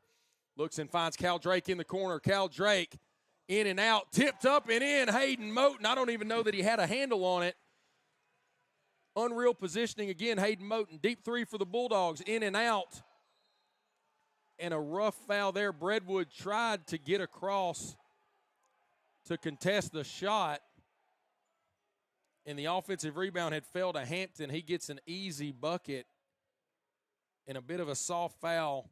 So he's going to go to the line to shoot a free throw here. And that sucked the life out of the gym a little bit. The shot was taken so quickly by the Bulldogs, I'm not sure that we were really set up in the defense, and there was nobody underneath. And so the offensive rebound to Hampton was a good one. He knocks down the free throw. 13-7 lead for the Lions here. And there's a turnover by the Lions. Ball back out to Runyon. Runyon looking inside. Cal Drake, good active hands on defense to dueling turnovers. Both teams back and forth. Breadwood's going to slow it up. Find Regale Moore. 13-7 lead for the Lions. Drive up and in. What a cut, Cal Drake. He's having a good couple minutes. Still on one, and we're trying to run the floor here. Our coach Casey's Bulldogs. Hampton looking inside for the size of Corey Marshall. Cal Drake probably in the ballgame because of the wingspan to try to offset some of that height and length of Marshall. Ball finds number 20, J.J. Ruckert in the corner. He kicks back across. That's 8 on the shot clock for Hampton. Kicks across. Runyon drives at the edge of the shot clock. Tough jumper and knocks it down in the middle of the paint. Good shot, Runyon. 15-9. Back and forth we go at Summers Gymnasium on a Wednesday night. Redwood finds Curtis. Curtis in the corner. Cal Drake, can he do it in front of the bench? No, just out. We're going to get a whistle as Breadwood tried to get in front for a charge, but I don't think the feet were set. He really initiated some of that contact. Probably a pretty good whistle by the officiating crew on the block there. You can clip that one if you're at home. You won't hear us say that very often in this booth. But 12:23 remaining here in the first half. 15-9 lead for the Lions. Gym is max capacity in here tonight. They saw the Lady Lions win by over 20 in the first game of the doubleheader. As Cole Torres gets the defensive rebound, Derek Curtis looks to run the floor. Back out again to Ray Moore. Lions letting it eat from the three-point line. And even though we're not knocking them all down, I do love to see the run and gun as this is been played in transition. That's up and looked like a travel by Cordado, but he did not make the layup. Rebound back to the Lions. Back and forth we go, and here it is, another back and forth. Steal by Rashawn Hampton. Hampton's going to lay it up and in. Finger roll by the lefty from Winchester, Kentucky to cut this to a 4-point game. Been the longest the Lions have been without a bucket in this contest, and it's the first time the gym's quietened down to a regular roar since we started. Ray Moore looking inside, finds Moten. Moten looks Derek Curtis, and he's swatted. That was Manny Cuadrado. He is 6'9", the Spanish native from Almera, Spain. Sorry if we're having some. Thought we may have had some potential technical difficulties, but it seems to be fixed. Looked like a travel by Zaylin Callahan, but it wasn't whistled. Back to Rashawn Hampton. 4-point lead for the Lions. Hampton's trying to do something about it. Ball goes in and out of his hands, bounces around, and hits off of his foot. in front of the student section, which if you're going to turn a ball over tonight, you don't want to do that on the left side of your screen at home, as it is packed full of Bryan students who are as rowdy as they've been, at least in this semester, right behind the Lions bench. Derek Curtis across to Cole Torres. We hadn't had a Cole Torres bucket lately, which means he's probably getting ready to let one fly. He kicks across to Drake. Drake in the corner into Jerry Taylor Jr. Working on Quadrado. Nice hook shot on the bigger Quadrado. Jerry Taylor Jr., 17-11 to the Lions.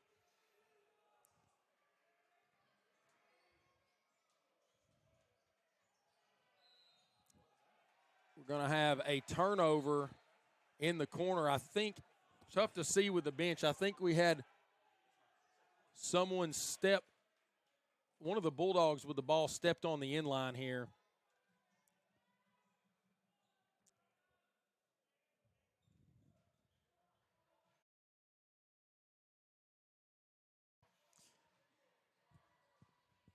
Lions with the basketball, looking inside to Jerry Taylor Jr. again, out to Torres. Torres over to Curtis. Curtis looking for Jerry Taylor Jr. He wants the ball. Gets it, working on Quadrado. Drives with his left. Can he get it up and under? Yes, he can. Unable to finish. Good rebound, Quadrado, the biggest man on the court. And back and forth, I'm telling you, the one thing about the Wesleyan Bulldogs tonight is they are absolutely running the floor. They do not do anything but get up and down the court consistently. They're averaging about 7 seconds of possession, it seems, as Ty Gibbs is going to draw a foul on number 3, Rashawn Hampton. Playing tight defense, reached across. And that's going to take us into a media timeout. 9:24 remaining here in the first half of action between the Bulldogs and the Lions. 17-11, Bryan leads. We'll be right back.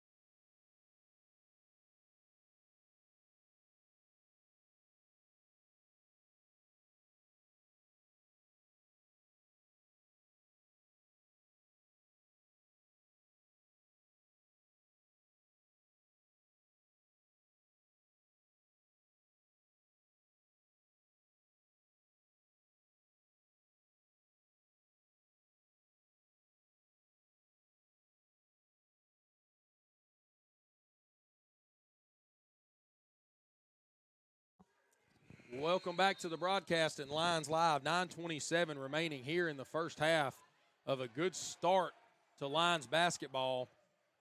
17-11 lead for the Lions. Lions 7 of 17 on from the floor, 41%. They're 1 for 7 from behind the arc.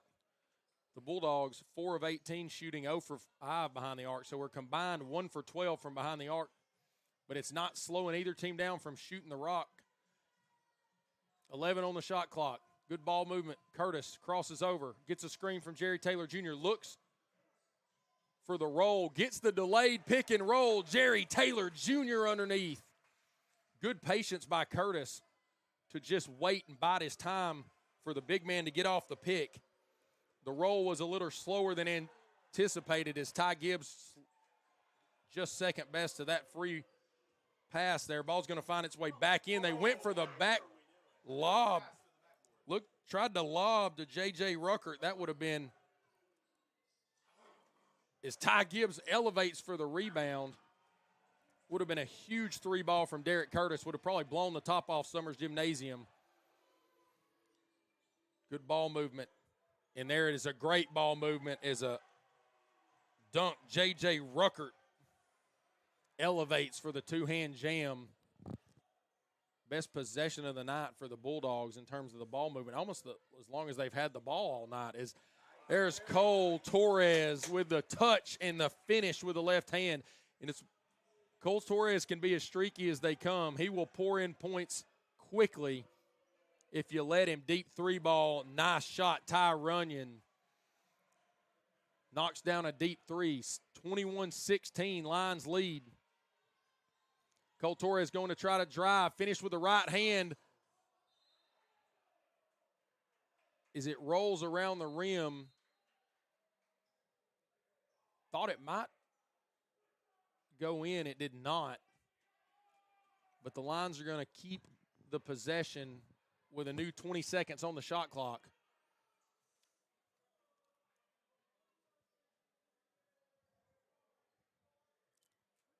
So we got something's going on here. We got some guys checking into the ball game. Number 2, Omarion Barber checks in for the Bulldogs. His first action of the night. I think they were letting him get his jersey tucked in. Jerry Taylor Jr. working underneath. Finds the open Cole Torres on the quarter turn, and he's going to airball that one. Got a decent look. Jerry Taylor Jr. did the tough work on that one as he drove, kept his head up to find the open teammate.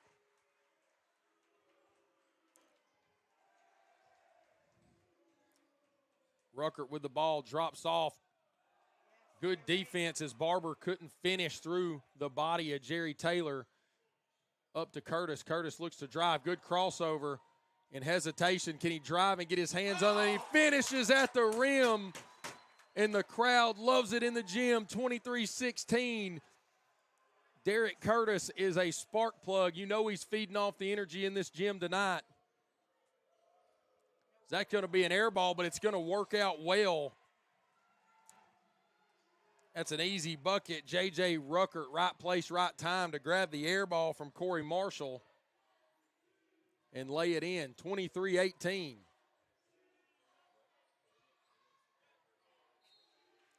Pass a little wide for Moten, unable to grab onto it. That's going to send Coach Jason Latch to some subs. Cal Drake checking into the ball game, as well as Isaiah Breadwood, Jerry Taylor Jr., and Derek Curtis checking out to get their breath. 6:30 remaining in the first half. 23-18, 5-point lead for the Lions. Neverton over to Runyon. Runyon, good ball movement again, and they find J.J. Ruckert. He's pouring in points in a hurry. You can see the athleticism across the board around the back from Breadwood of the Bulldogs as they have done a good job with ball movement, have not shot the ball rather well, but they're getting to the rim.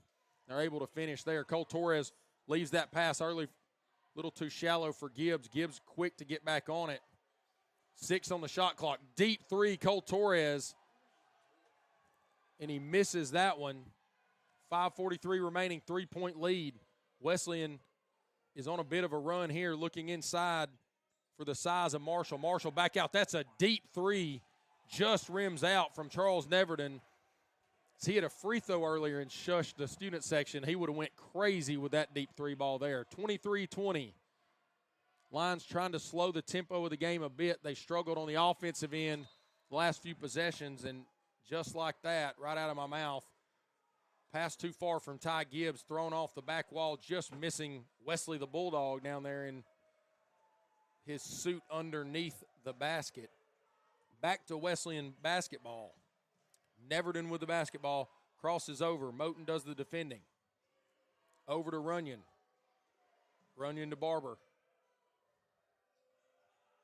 Ball's on the floor. Finds it somehow to Moten. Moten's going to try to drive. I thought we had a foul there, and we're really floored up here as how there wasn't a foul. Lions are going to keep the basketball as Hayden Moten got smashed there. 23-20. We'll go into a timeout. Lions lead by 3. 4:52 remaining in the first half. We'll be right back.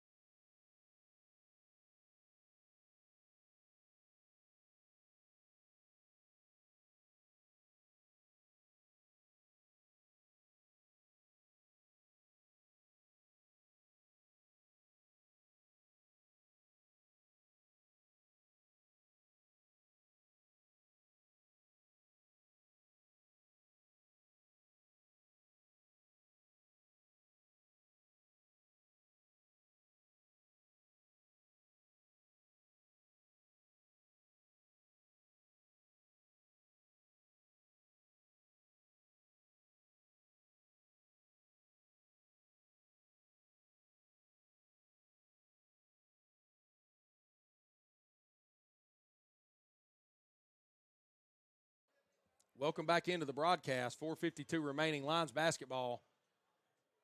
Ty Gibbs with the ball. Corey Marshall doing the defending. Moten comes for the screen. They switch. That's Omarion Barber. Back out to Moten. Thought about the three ball. Moten's not known on the offensive end. He's really a great defender and great on the boards, but he can get hot. We've seen him shoot some, and Isaiah Breadwood with a finish through the contact. Can't say enough about the finish there from Breadwood.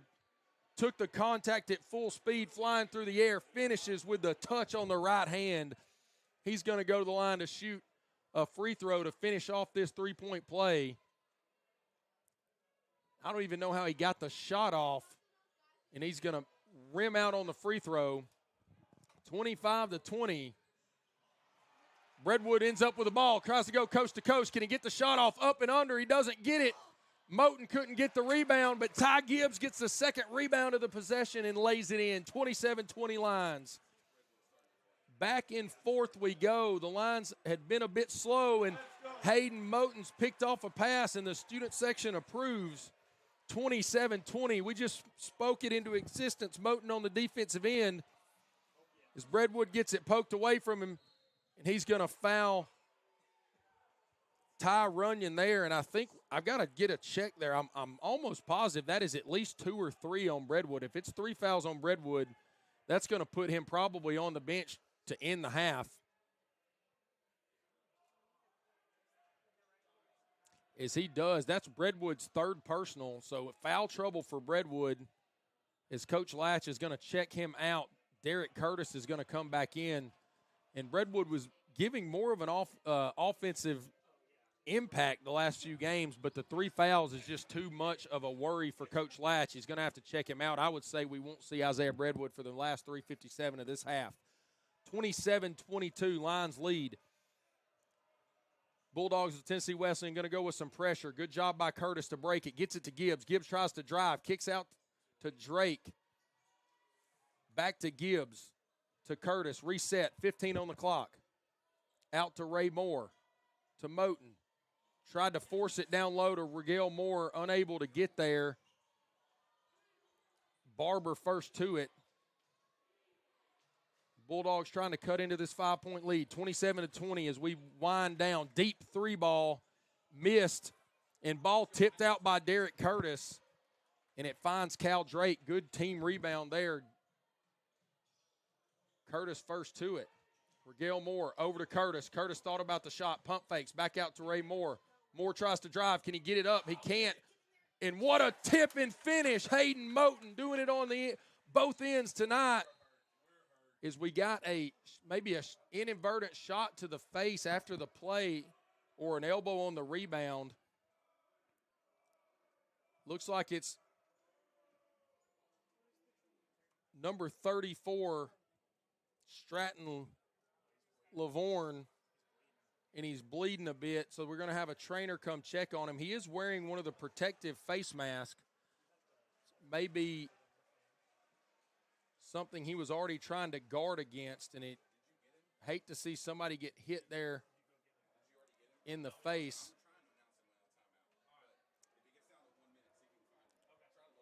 Lavorne going to come off the floor.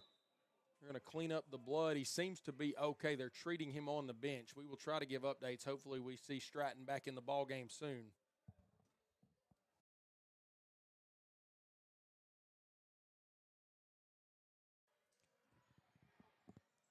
Tennessee Wesleyan basketball, 2:50 remaining here in the first half. Ball inside to Aaron Lane. Nice jump shot, knocks it down. Lane just checked into the ball game. 5-point lead to the Lions. Derek Curtis, good crossover to break the one-man press. Moten in the corner, decides to pump fake out to Curtis. Curtis thought about it too. Kicked into the corner, Ray Moore wide open. Bang! Ray Moore! 32-24. Good ball movement by the Lions. Passed up a couple decent shots to find a great one. There's another elbow jumper. Aaron Lane, that's apparently where he needs to be. That's 2 in a row from the exact same spot. Lions are going to have to close down on that one. Couple big shots for him after entering the contest. 32-26, 2:03 remaining here in the first half. Action-packed so far at Summers Gymnasium between the Lions and the Bulldogs. Out to Gibbs. Gibbs to JTJ. Derek Curtis in the corner. Just a bit long. He's going to grab his own board. Up and under. Out to Ray Moore for three.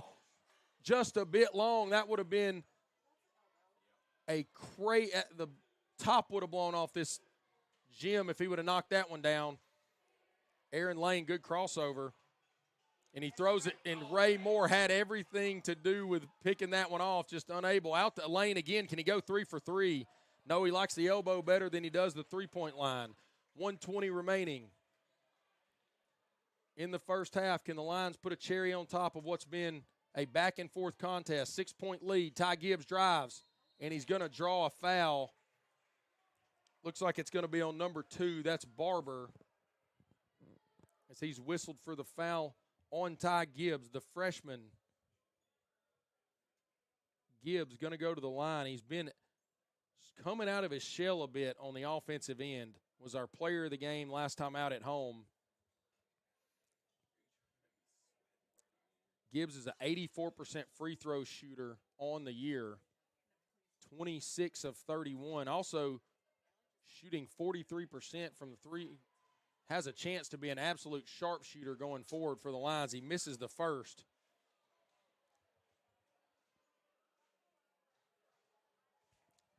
Lions still lead by 6.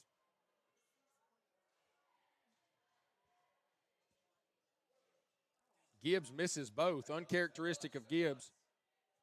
And Derek Curtis underneath, making it happen by himself. Number 2 in gray and red, going to win the ball back for the Lions. 1:10 on the clock. Could be a huge swing possession here. You feel like if the Lions can knock one down.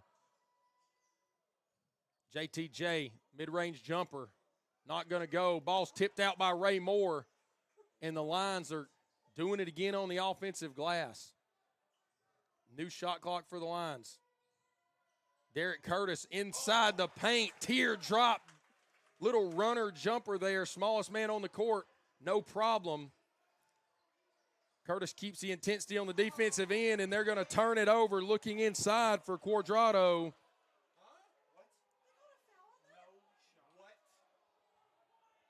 We're trying to figure out what happened.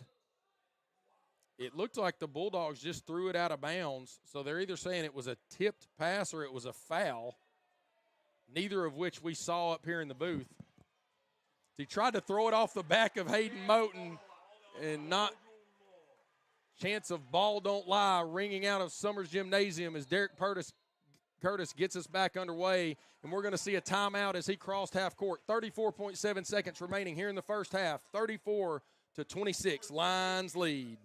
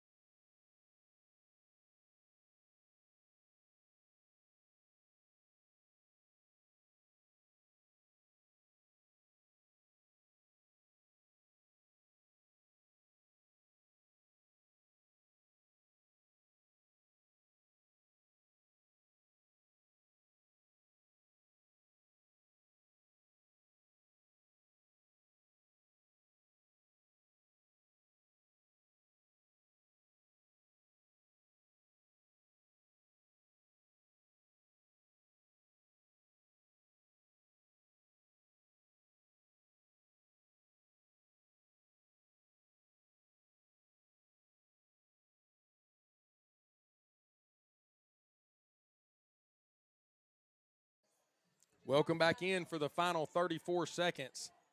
Derek Curtis with the basketball. Ty Runyon doing the defending for the Bulldogs. It has been an enthralling first half encounter between the Dogs and the Lions. Good crossover, Curtis. Back out to Cal Drake. Cal Drake, top of the key. Just missed. Ray Moore tried to knock the ball down. Shot clock's off. 10 seconds remaining. Bulldogs going to have the last shot here. Derek Curtis is a man possessed on defense, trying to do his best. 4 on the clock. Inside, 2, 1. Good turn and finish, and the foul right at the buzzer, and that's a bit of a blow to the Lions faithful inside of Summers Gymnasium. Good finish by Cuadrado there, the big man from Spain. We mentioned earlier he is a 30% free throw shooter. He did miss his first two that he went to the line early in the ball game. So 0.3 left on the clock, basically the last action of the first half. Takes a dribble.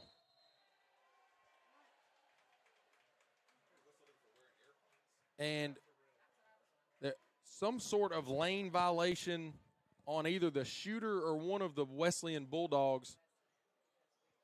And it's going to be Bryan Basketball at 0.3 seconds on the clock. So we may get a heave here, but there's nothing going on. We're going to get maybe our best Hail Mary from Cal Drake. Good time to work on a Hail Mary play. Cal Drake throws, and it's going to be picked off by Omarion Barber. But that's going to end the first half, in a first half that saw the Lions start out with a lead and hold it throughout. 34-28, Lions lead at halftime. We'll be right back on Lions Live.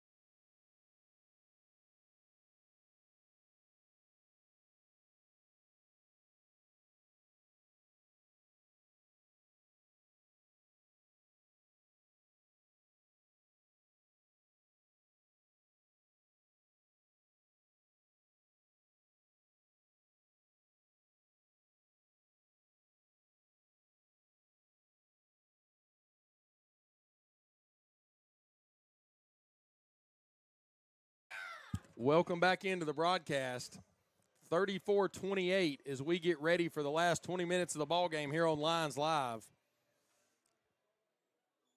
Cole Torres with 9 points, leading all scorers. Been a high-energy back-and-forth contest, and the Lions will get us underway. Torres, Hayden Moten, Ty Gibbs, Isaiah Breadwood, and Jerry Taylor Jr. on the court for the Lions. That's your starting five back out for the second half. Good pick and roll. Jerry Taylor, easy finish, uncontested for the Bulldogs. Their starting five as well: Neverton, Hampton, Runyon, Cordado, and good to see Stratton Lavorne back on the floor. They're going to look inside, and Cuadrado's going to finish with a lay-in. The size advantage for Cuadrado is pretty substantial, as we saw him finish the half well with a bucket, and he starts the half for the Bulldogs as his lay-in makes it 36-30. Lions lead in a pivotal AAC matchup between the local rivals, as Cole Torres is going to try a deep three, just misses it. Rebound to Lavorne and out to Runyon to run the floor for the Bulldogs. Energy in the gym's been great tonight. A huge shout out to the sports management class here at Bryan College. And Clint McCauley have some promos and things going on as that ball bounced around, and it's going to end up with the Bulldogs. Ball's poked out of bounds, and it's going to stay here. Possession, Tennessee Wesleyan. Correct call there. It was a good poke out on the block by the Lions defense, but heavy shout out to the sports management class and the cheerleaders. It has just been a very good hype environment in here to start the night. We're going to go whistle underneath. 36-30, 18-26 remaining here in this half. What looks like on paper is going to be one of the best of the year. Runyon doing the inbounding, looking inside, and an easy bucket. Manny Cuadrado again, 34-32. Looks like the Bulldogs and Coach Randy Casey trying to get Cuadrado the ball early in this half, and it has worked. He has been the biggest threat offensively for the Bulldogs in this half. JTJ with the ball, looks to drive. Out to Gibbs. Gibbs from three. In and out. Halfway down from Gibbs. Looking to run the floor is Hampton. Hampton unable to get it to fall. Gibbs knocks it out to Moten. Moten going to try to drive. Kicks it back to Gibbs. Gibbs up and unbelievable. There looks to be a lid on the bucket for the Lions to start this half. That's Ty Gibbs' 2 shots. Both looked like they were halfway down the rim. The one thing about the Bulldogs, they continue to run the floor.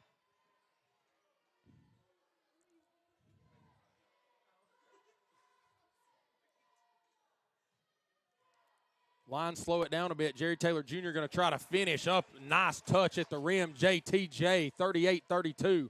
Here come the Bulldogs again. Can't catch my breath before they're already taking a shot. Deep three, in and out. That's Charles Neverton.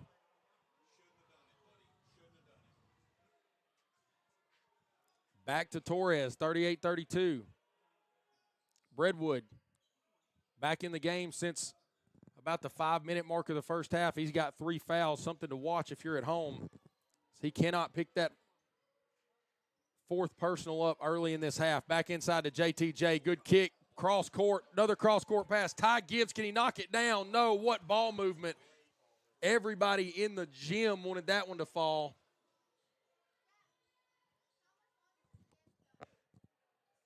And a missed lay-in on the opposite end. Run the floor. Ty Gibbs, can he get a layup and in? And he's going to draw a foul from number 3, Rashawn Hampton. Hampton, a good job to keep him from laying that one in, as Cole Torres is going to tell Ty Gibbs to keep his head up. You know he was frustrated. He got a couple open threes. He feels like he should knock those down. Gibbs a very good shooter, over 40% on the year from behind the arc.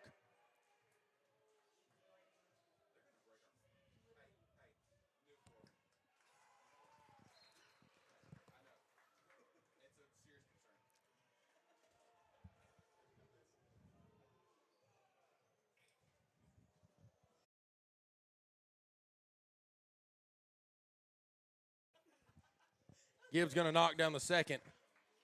40-32, 16-18 remaining.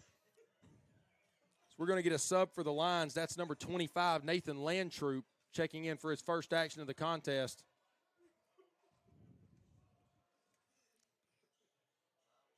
How that shot even got off was beyond me. Ball kicked back out. Bulldogs second chance points here. Neverton kicks across. Lavorne, tough mid-range jumper, rebound, Breadwood. Charles Neverton does the defending. Breadwood crossover and spin move. Tries to get a good take up and under, and he finished couldn't finish. Mesmerized with the drive, but unable to finish it. That would have made the student section go crazy, and that's a good finish from Stratton Lavorne.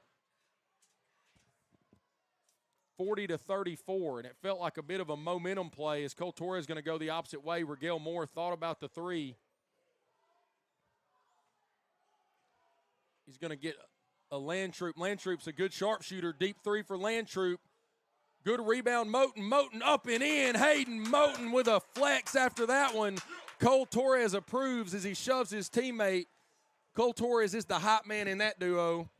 As Hayden Moten is about as low-key as they come. Low heart rate from Moten, and that's a deep three and a good answer. But Hayden Moten has been great on the offensive glass, and he is earning the buckets inside today as he's at a size disadvantage, but it doesn't matter. Can he knock down a three? Thought about it and went back out to Torres. Torres with a drive. Torres up and under. Good finish for the layup, 44-37. Some good offensive basketball for the Lions. 14:30 remaining here in this half. Hayden Moten knocks that pass out of bounds. It's going to get some subs. We're going to see Derek Curtis check into the ballgame.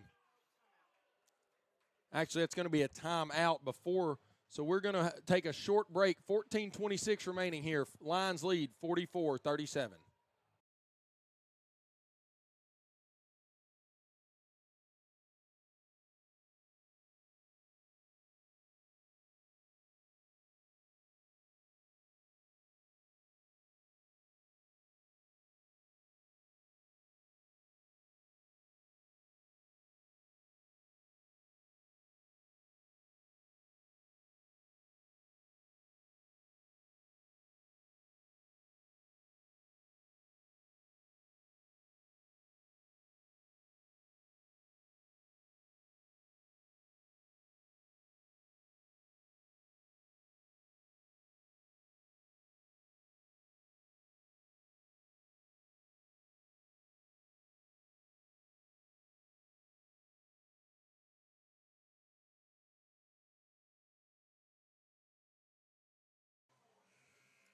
Welcome back into a hot Summers Gymnasium.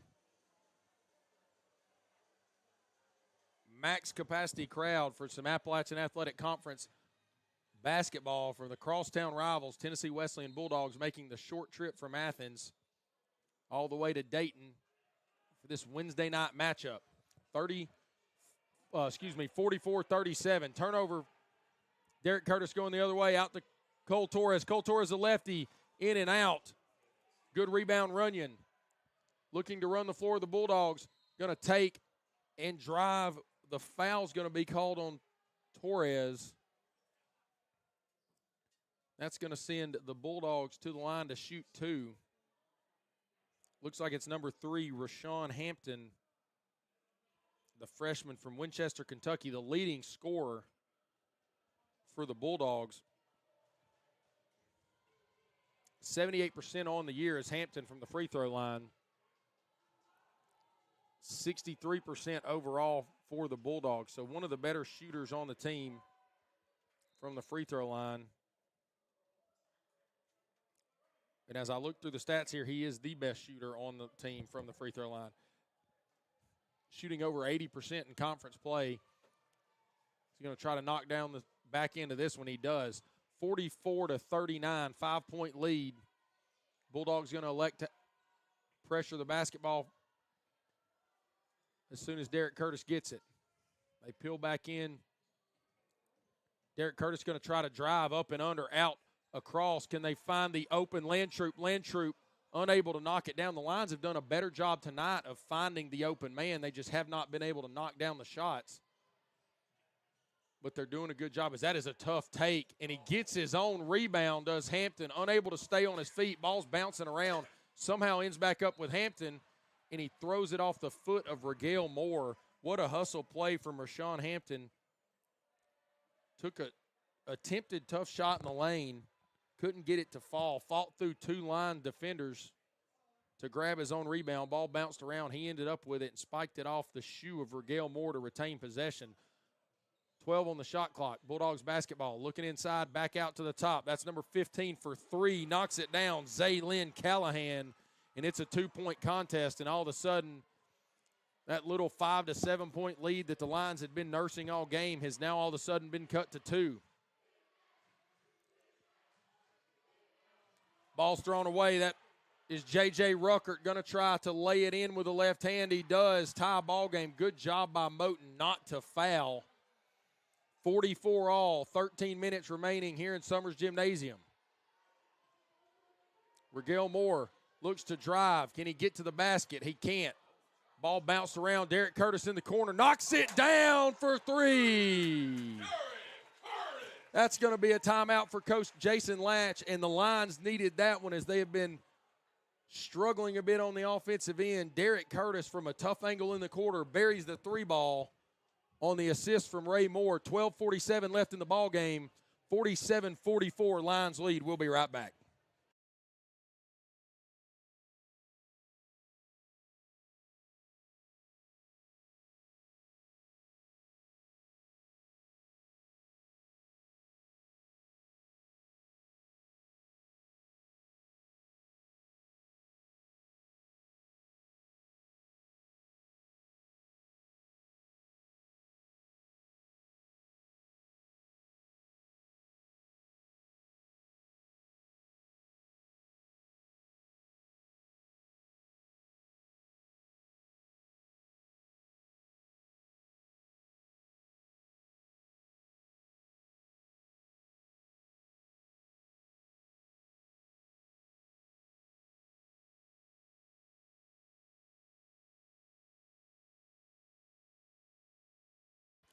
Welcome back in to the action. And just notice down on the sideline, Nick Chambliss has switched it up from the white headband that he's usually in to the black headband. So shout out Nick Chambliss for the headband switcheroo. 12:42 left in the ball game. 3-point contest. Lions lead a tight one, which has been one of the best back and forth contests of the year that we've got to do on Lions Live. Ball into the top of the key. That's Armstrong. Armstrong tries to drive and finishes and one. And I'm telling you, when Jack Armstrong gets in the game, it's almost like they work the ball to him as soon as he gets it. He had a couple tough jumpers from the elbow earlier in the first half. He comes in off the bench there. Good drive on the left side. Somehow forces it up with the right hand. Finesse finish and is fouled. He's going to the free throw line to try to tie the ball game.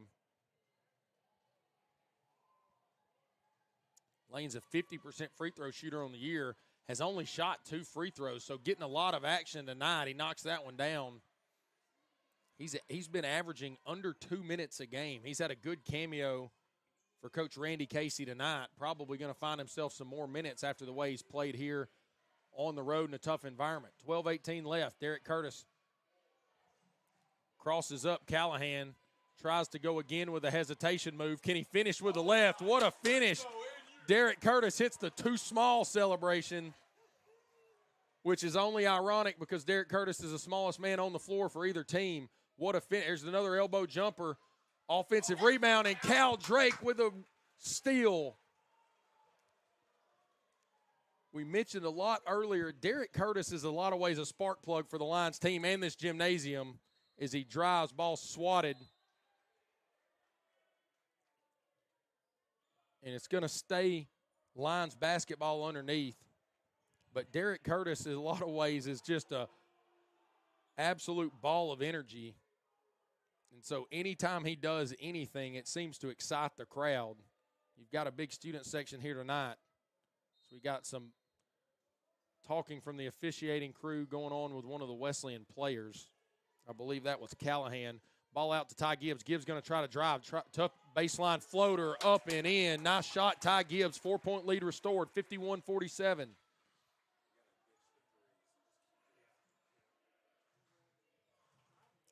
Ball finds its way to Ruckert. Ruckert to Hampton. Hampton, good step back jumper, unable to knock it down. Ty Gibbs scrambles for the rebound and gets it. He's going to bring it up himself. Good job by him not to force the pass. Can he drive here? Spin move. Can he finish?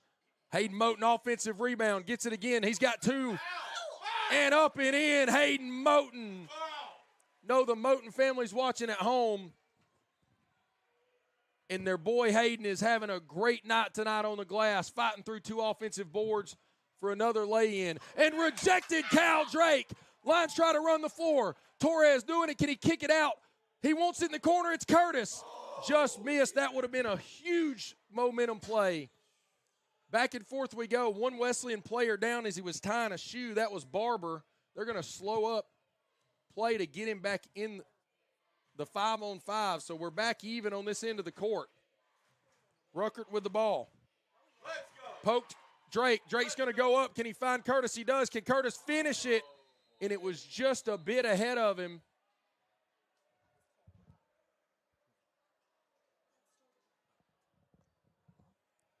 And the pass was just a bit ahead of Derek Curtis, and he took his eye briefly off of it, I think, as he was getting underneath the basket, and it just tipped off his fingers. Wesleyan breathes a sigh of relief. That would have been a big bucket. 53-47. Ty Gibbs with a backdoor steal on the pass, looking for Ruckert down low. 10:05 remaining in what has been an absolute back and forth and a joy of a basketball game to watch. Moten with the ball, looked for the cross-court cut, didn't get it. Gibbs going to try to take it himself. Gibbs, tough right-handed finish, and I'll tell you what, he's making a living off those tonight. 55-47, Ty Gibbs trying to get it going on the offensive end. Just back and forth.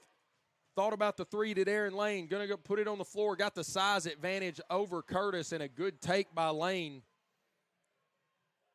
to cut the lead back to 6. Feel like you don't have time to breathe. Back and forth we go. Drake with the ball. Moten at the top of the key. Looks for the cut of a teammate. He's going to give that one up, and it's going to be picked off by number 3, Rashawn Hampton, and a good finish. And just like when you feel like the Lions are starting to get a bit of a advantage in the game, they go turn it over. It's Drake in the corner. It was Torres in the corner, unable to knock it down. And that's going to be a coast-to-coast finish. And now it's back to a 2-point contest. Aaron Lane, can't say enough about the Bulldog, number 24, Lane, as he is averaging 1.8 minutes a night, and he has come in and had a unreal game of basketball. That's a good drive, and we're going to be fouled. Drake with a good cut to the basket, had positioning, tried to go up for what we would know would be a two-handed jam, but he was pulled down. And he's going to go to the line to shoot a couple free throws. But before we do, we're going to get a timeout to catch our breath. 55-53, 8:32 remaining. We'll be right back.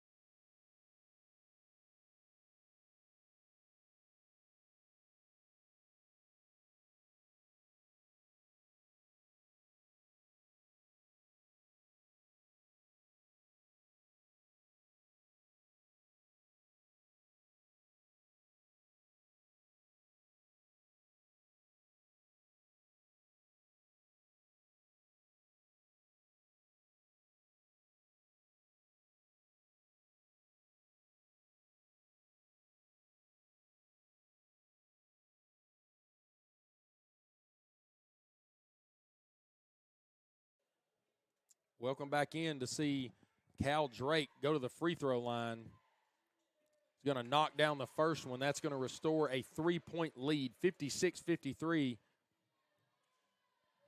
to the Lions. Drake is a good free throw shooter. He's 73% on the year.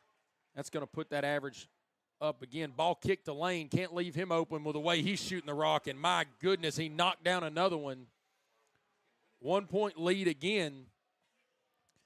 Coach Jason Latch has got to find a way to get somebody on Aaron Lane.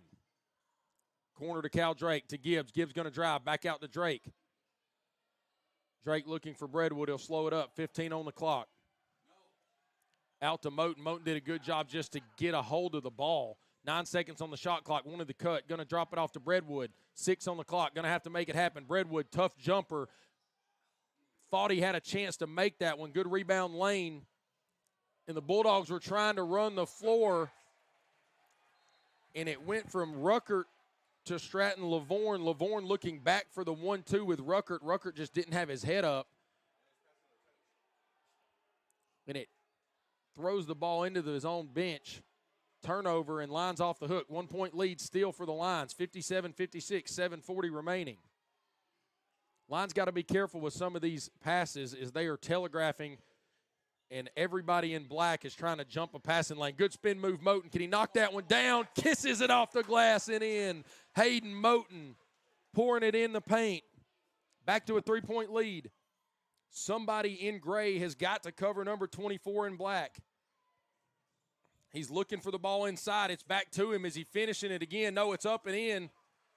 Thought it was going in the bucket, and it bounced out. But I'll tell you this, it was too good of a look for a guy that's been on fire for the Bulldogs. Ty Gibbs with the ball. 3-point lead. 7 minutes remaining here. Gibbs takes with his right.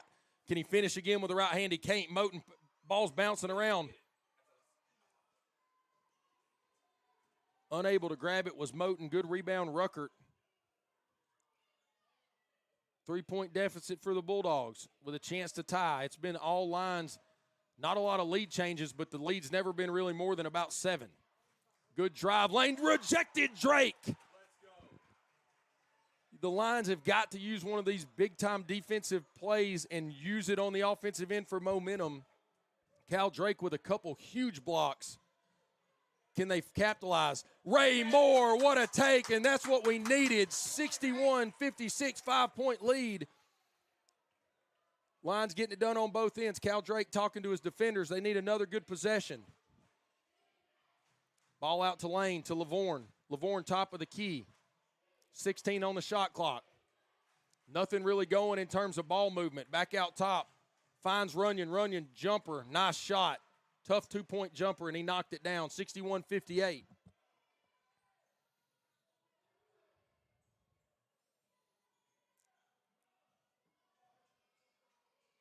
Ray Moore with the basketball. 5:40 left. 3-point lead for the Lions. Recycles the ball to Drake. Drake to Moten. Looking for the cut. Throwing it off. And oh, my goodness. The most uninverted basket you've ever seen. Ball thrown off. Looking for Gibbs. He didn't know it was even coming. Tipped it up off the glass and in. My goodness, what we're going to have to clip that one on the YouTube channel. Somehow, that is the craziest bucket I have seen in this gym, and I've been here for the last 16 years. Gibbs that knew nothing about it. 5-point lead back to the Lions. Breadwood thought about the 3. 13 on the clock. Wants the pick and roll out to the corner, inside to Moten. 8 on the clock. Back out to Drake. Drake for 3 in the corner. Just missed. Rebound Bulldogs. 5-point lead. Good defensive is Lavorne drives, unable to get it. Good rebound. He called the timeout. Did he get it? Yes, he did. And Moten had grabbed the ball. There was a bit of a struggle, and it was his teammate that knocked him off balance. He was very heady play to look towards the official on the near side and call the timeout. And he's going to get it to prevent the turnover.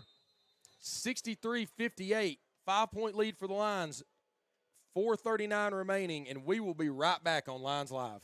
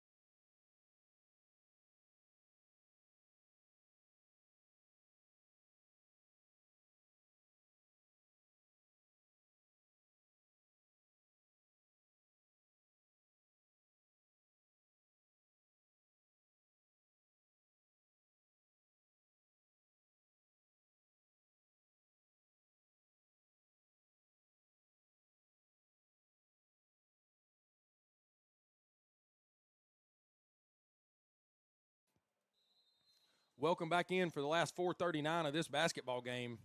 We needed that timeout up here in the booth as much as they needed it down on the floor to catch our breath. Lions are going to get it through the pressure. Redwood barking out his orders to his teammates. Ball goes to Gibbs. Jerry Taylor Jr. is checked into the ball game. Going to provide some size underneath. Gibbs, or excuse me, that was Torres. Torres for three, can't knock it down. They've also checked back into the ball game for the Bulldogs as Manny Cuadrado, the 6'9" post player. So Gibbs is going to have to come in to try to do something to negate his size on the other end of the floor. So he was having a very good run of things before he checked out. And good take by Ruckert, is I thought he was going to have an easy layup. JTJ underneath did a good job to poke it out. 9 on the shot clock, 63-58. 5-point lead to the Lions. Ball thrown in over the top of the Lions defense. Charles Neverton with the ball, kicks across. Looking inside. Great job, JTJ, to steal the basketball. Up to Torres. Torres going to look, drive, throw it to Jerry Taylor Jr., and he stepped on the end line. He did. He was across the line on the baseline. And off the hook again are the Bulldogs. And I'm telling you, it is a little bit of a curse. Every time we get a big defensive possession, turnover, block, steal, we cannot capitalize on the other end. And it's really what's kept the Bulldogs in this contest. Both teams 6-5 overall in the conference, so huge game in the standings as we see a deep three knocked down. Number 3, Rashawn Hampton, the top scorer for the Bulldogs, showing you why. Easily 5 or 6 feet behind the line. 2-point contest again. Ray Moore slows it up and finds Gibbs. 3:08 remaining. Ball's poked away by Hampton. Hampton's going to try to take it coast to coast, and he misses the lay-in. He wanted the foul. So did Coach Randy Casey. Great job by Ray Moore, because Ray Moore gave that ball up, but he finds a way to go back and get a contest on the lay-in. Torres with the ball, 14 on the clock. Ray Moore with a cut. Redwood's going to find a cut. Tough baseline little floater in and out. 2-point ball game again. Bulldogs chance at the lead for the first time in a long time. They're trying to get inside. Ty Gibbs is fronting the bigger defender. What a take by Jalen Callahan, and we are knotted up at 63. We don't have a lot of lead changes, but my goodness, the biggest lead in the game seems to be 5 points constantly back and forth. Redwood double teamed. Out to JTJ. Trying to work on Cuadrado. Working down inside. Looking for anything. Jump hook, no. Torres with the tip, no good. There's going to be a foul, a block in the possession, as Wesleyan had a chance to take their first lead of the ball game in a long time. 63 all, just inside of 2 minutes. 1:51 left in the ball game. All to play for here in Summers Gymnasium.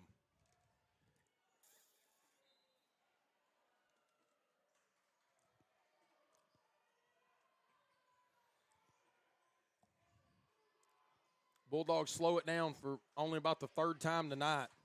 Out to Callahan. Inside, up and in. Good finish and good ball work. Manny Cuadrado. 65-63 Wesleyan. 1:30 left in the ball game. Lions got to work now. They haven't played from behind all night. Trying to drive and cross over is Curtis. Curtis with a tough one. Out to Torres. Torres kicks back to Curtis. 7 on the clock. JTJ trying to drive. Can he finish? No, he can't. Thought he had drawn the foul, but he didn't get it. They need a bucket here.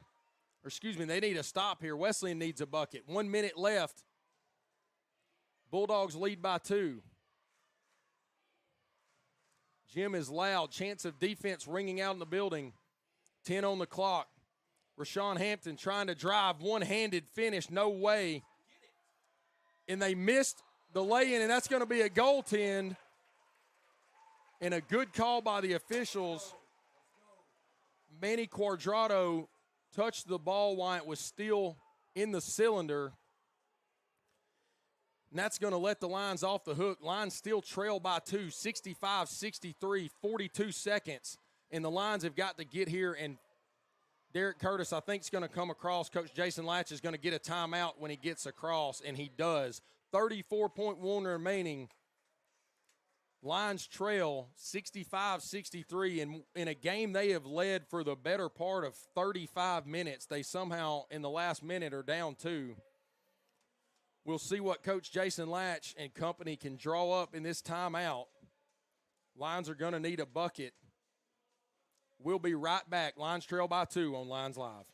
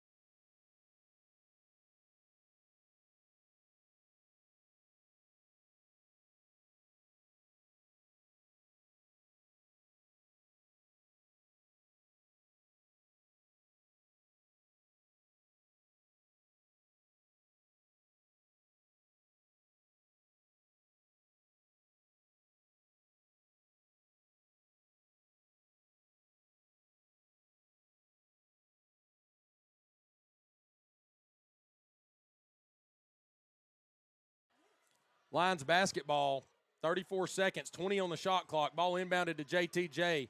Torres with the ball, gets a screen, going to take a deep 3, rims in and out, rebound, and we're going to get a hard foul. They tried to get a tie-up. That's going to be on Rashawn Hampton's, the Bulldog that was fouled. Got sandwiched between Breadwood and Ty Gibbs. The shot clock's off. So it definitely will be a situation where the Lions are fouling.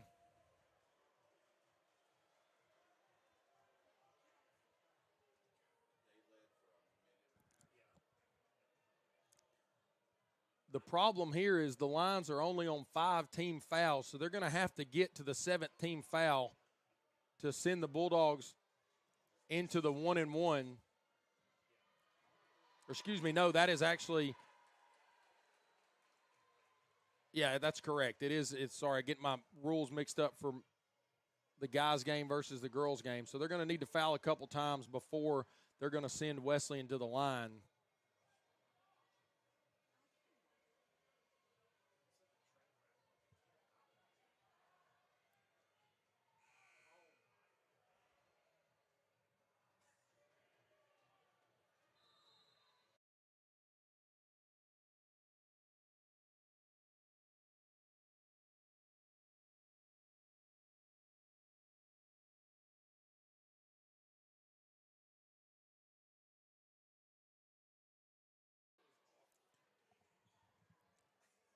Welcome back in for the final 24 seconds. Lions trail 65-63, and it feels a bit like a gut punch here as the Lions led for probably 37 minutes, and now they're behind the 8 ball for the last 25 seconds of the ball game. Jim's trying to get some energy going here in Summers Gymnasium. Ball's going to be inbounded. Oh, we're going to get a timeout. Actually, the ball went to Aaron Lane. He was trapped in the corner. As he jumped up, I thought we were going to get a travel, but his teammates got a timeout, and that's where you see a little bit maybe of the freshman who's only averaging about 2 minutes a ball game, that he almost committed a costly turnover there, but he's bailed out by his teammates. And that's something you think the more game time he gets, that won't be an issue, as Aaron Lane's been one of the best ball players on the court tonight. He's got 14 points on the night, one off the lead from Rashawn Hampton, who's got 15. Cole Torres has 11 for the Lions. Ty Gibbs and Hayden Moten both with 10.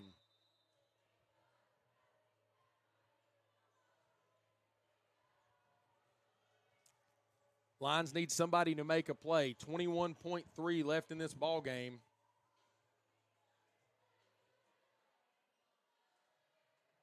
Cal Drake's going to guard the inbound. Ball into Hampton. Hampton tries to drive, and he can't figure out if he stepped out of bounds or they're going to call the foul on Ray Moore. Ray Moore's got to do a good job of staying quiet. He was frustrated. He was appealing to the official that Hampton had stepped out of bounds, but it's going to fall on deaf ears. That's the 6th foul. Lions are going to have to foul again to send the Bulldogs to the line. They're going to get the ball into Hampton, and Derek Curtis is going to do a good job to chase him down. Tough part here for the Lions is Hampton is the best free throw shooter on the court for the Bulldogs, 78%. And that's going to send him to the line to shoot his free throws.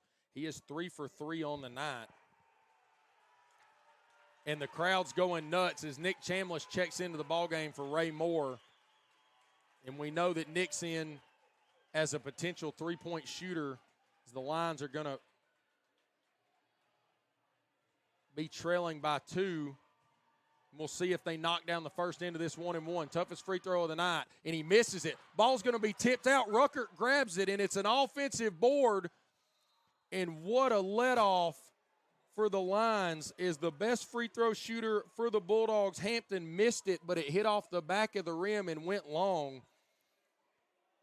And J.J. Ruckert jumped on it and flipped it back, and it finds number 5, Ty Runyon. He's going to shoot 1-and-1 as well. Ty Runyon he's a 72% shooter. I don't know that the Lions can get lucky enough to see 2 misses in a row, and they don't. That's going to make it 66-63. It just felt like they had to have that board. And the one time that they don't attack the defensive glass, they get an unlucky bounce long. And Runyon shooting here really to put this one potentially out of reach. 12 seconds remaining. Bulldogs lead by now 4. Going to take a shot. They're going to have a shot here. Ball is into Curtis. Curtis is going to have to go quickly. 8 on the clock. He's going to try to drive and hit the 2. He's up and under. He makes it. They're going to have to get a foul quickly, and they're going to foul. It's going to be a foul on Derek Curtis. There's 4.1 seconds left. That's going to put Aaron Lane to the free throw line. We mentioned earlier he made his only free throw of the night. He only has a few on the year. He has not played a ton, but, man, he's played good basketball tonight. Aaron Lane is 5 for 7 on the year. So we're going to see the good shooter against the pressure of the big spot. He knocks down the first one. It puts Tennessee Wesleyan up 68-65. 4 seconds left, and he's got to miss this one for the Lions to have a shot. Lions have no timeout, so they're going to have to run the floor. He knocks them both down. Ball's going to be inbounded to Curtis, and he's going to get a shot off, and he's going to miss that one, and the Bulldogs are going to come away with a tough road win, 69-65. And I'll tell you, it was one of the best basketball games of the year. But it was a tough loss and a tough one to swallow as the Bulldogs trailed the entire game and in the last 2 minutes come away with the victory, and feels like a gut punch here. So thank you for joining us, but the Lions fall to the visiting Bulldogs 69-65. And I don't even know that I have the words to round this one up. Tough loss, and felt like it was right there. But thanks for joining us. 69-65. Bulldogs win on the road. Thanks for joining us on Lions Live. We'll see you next time.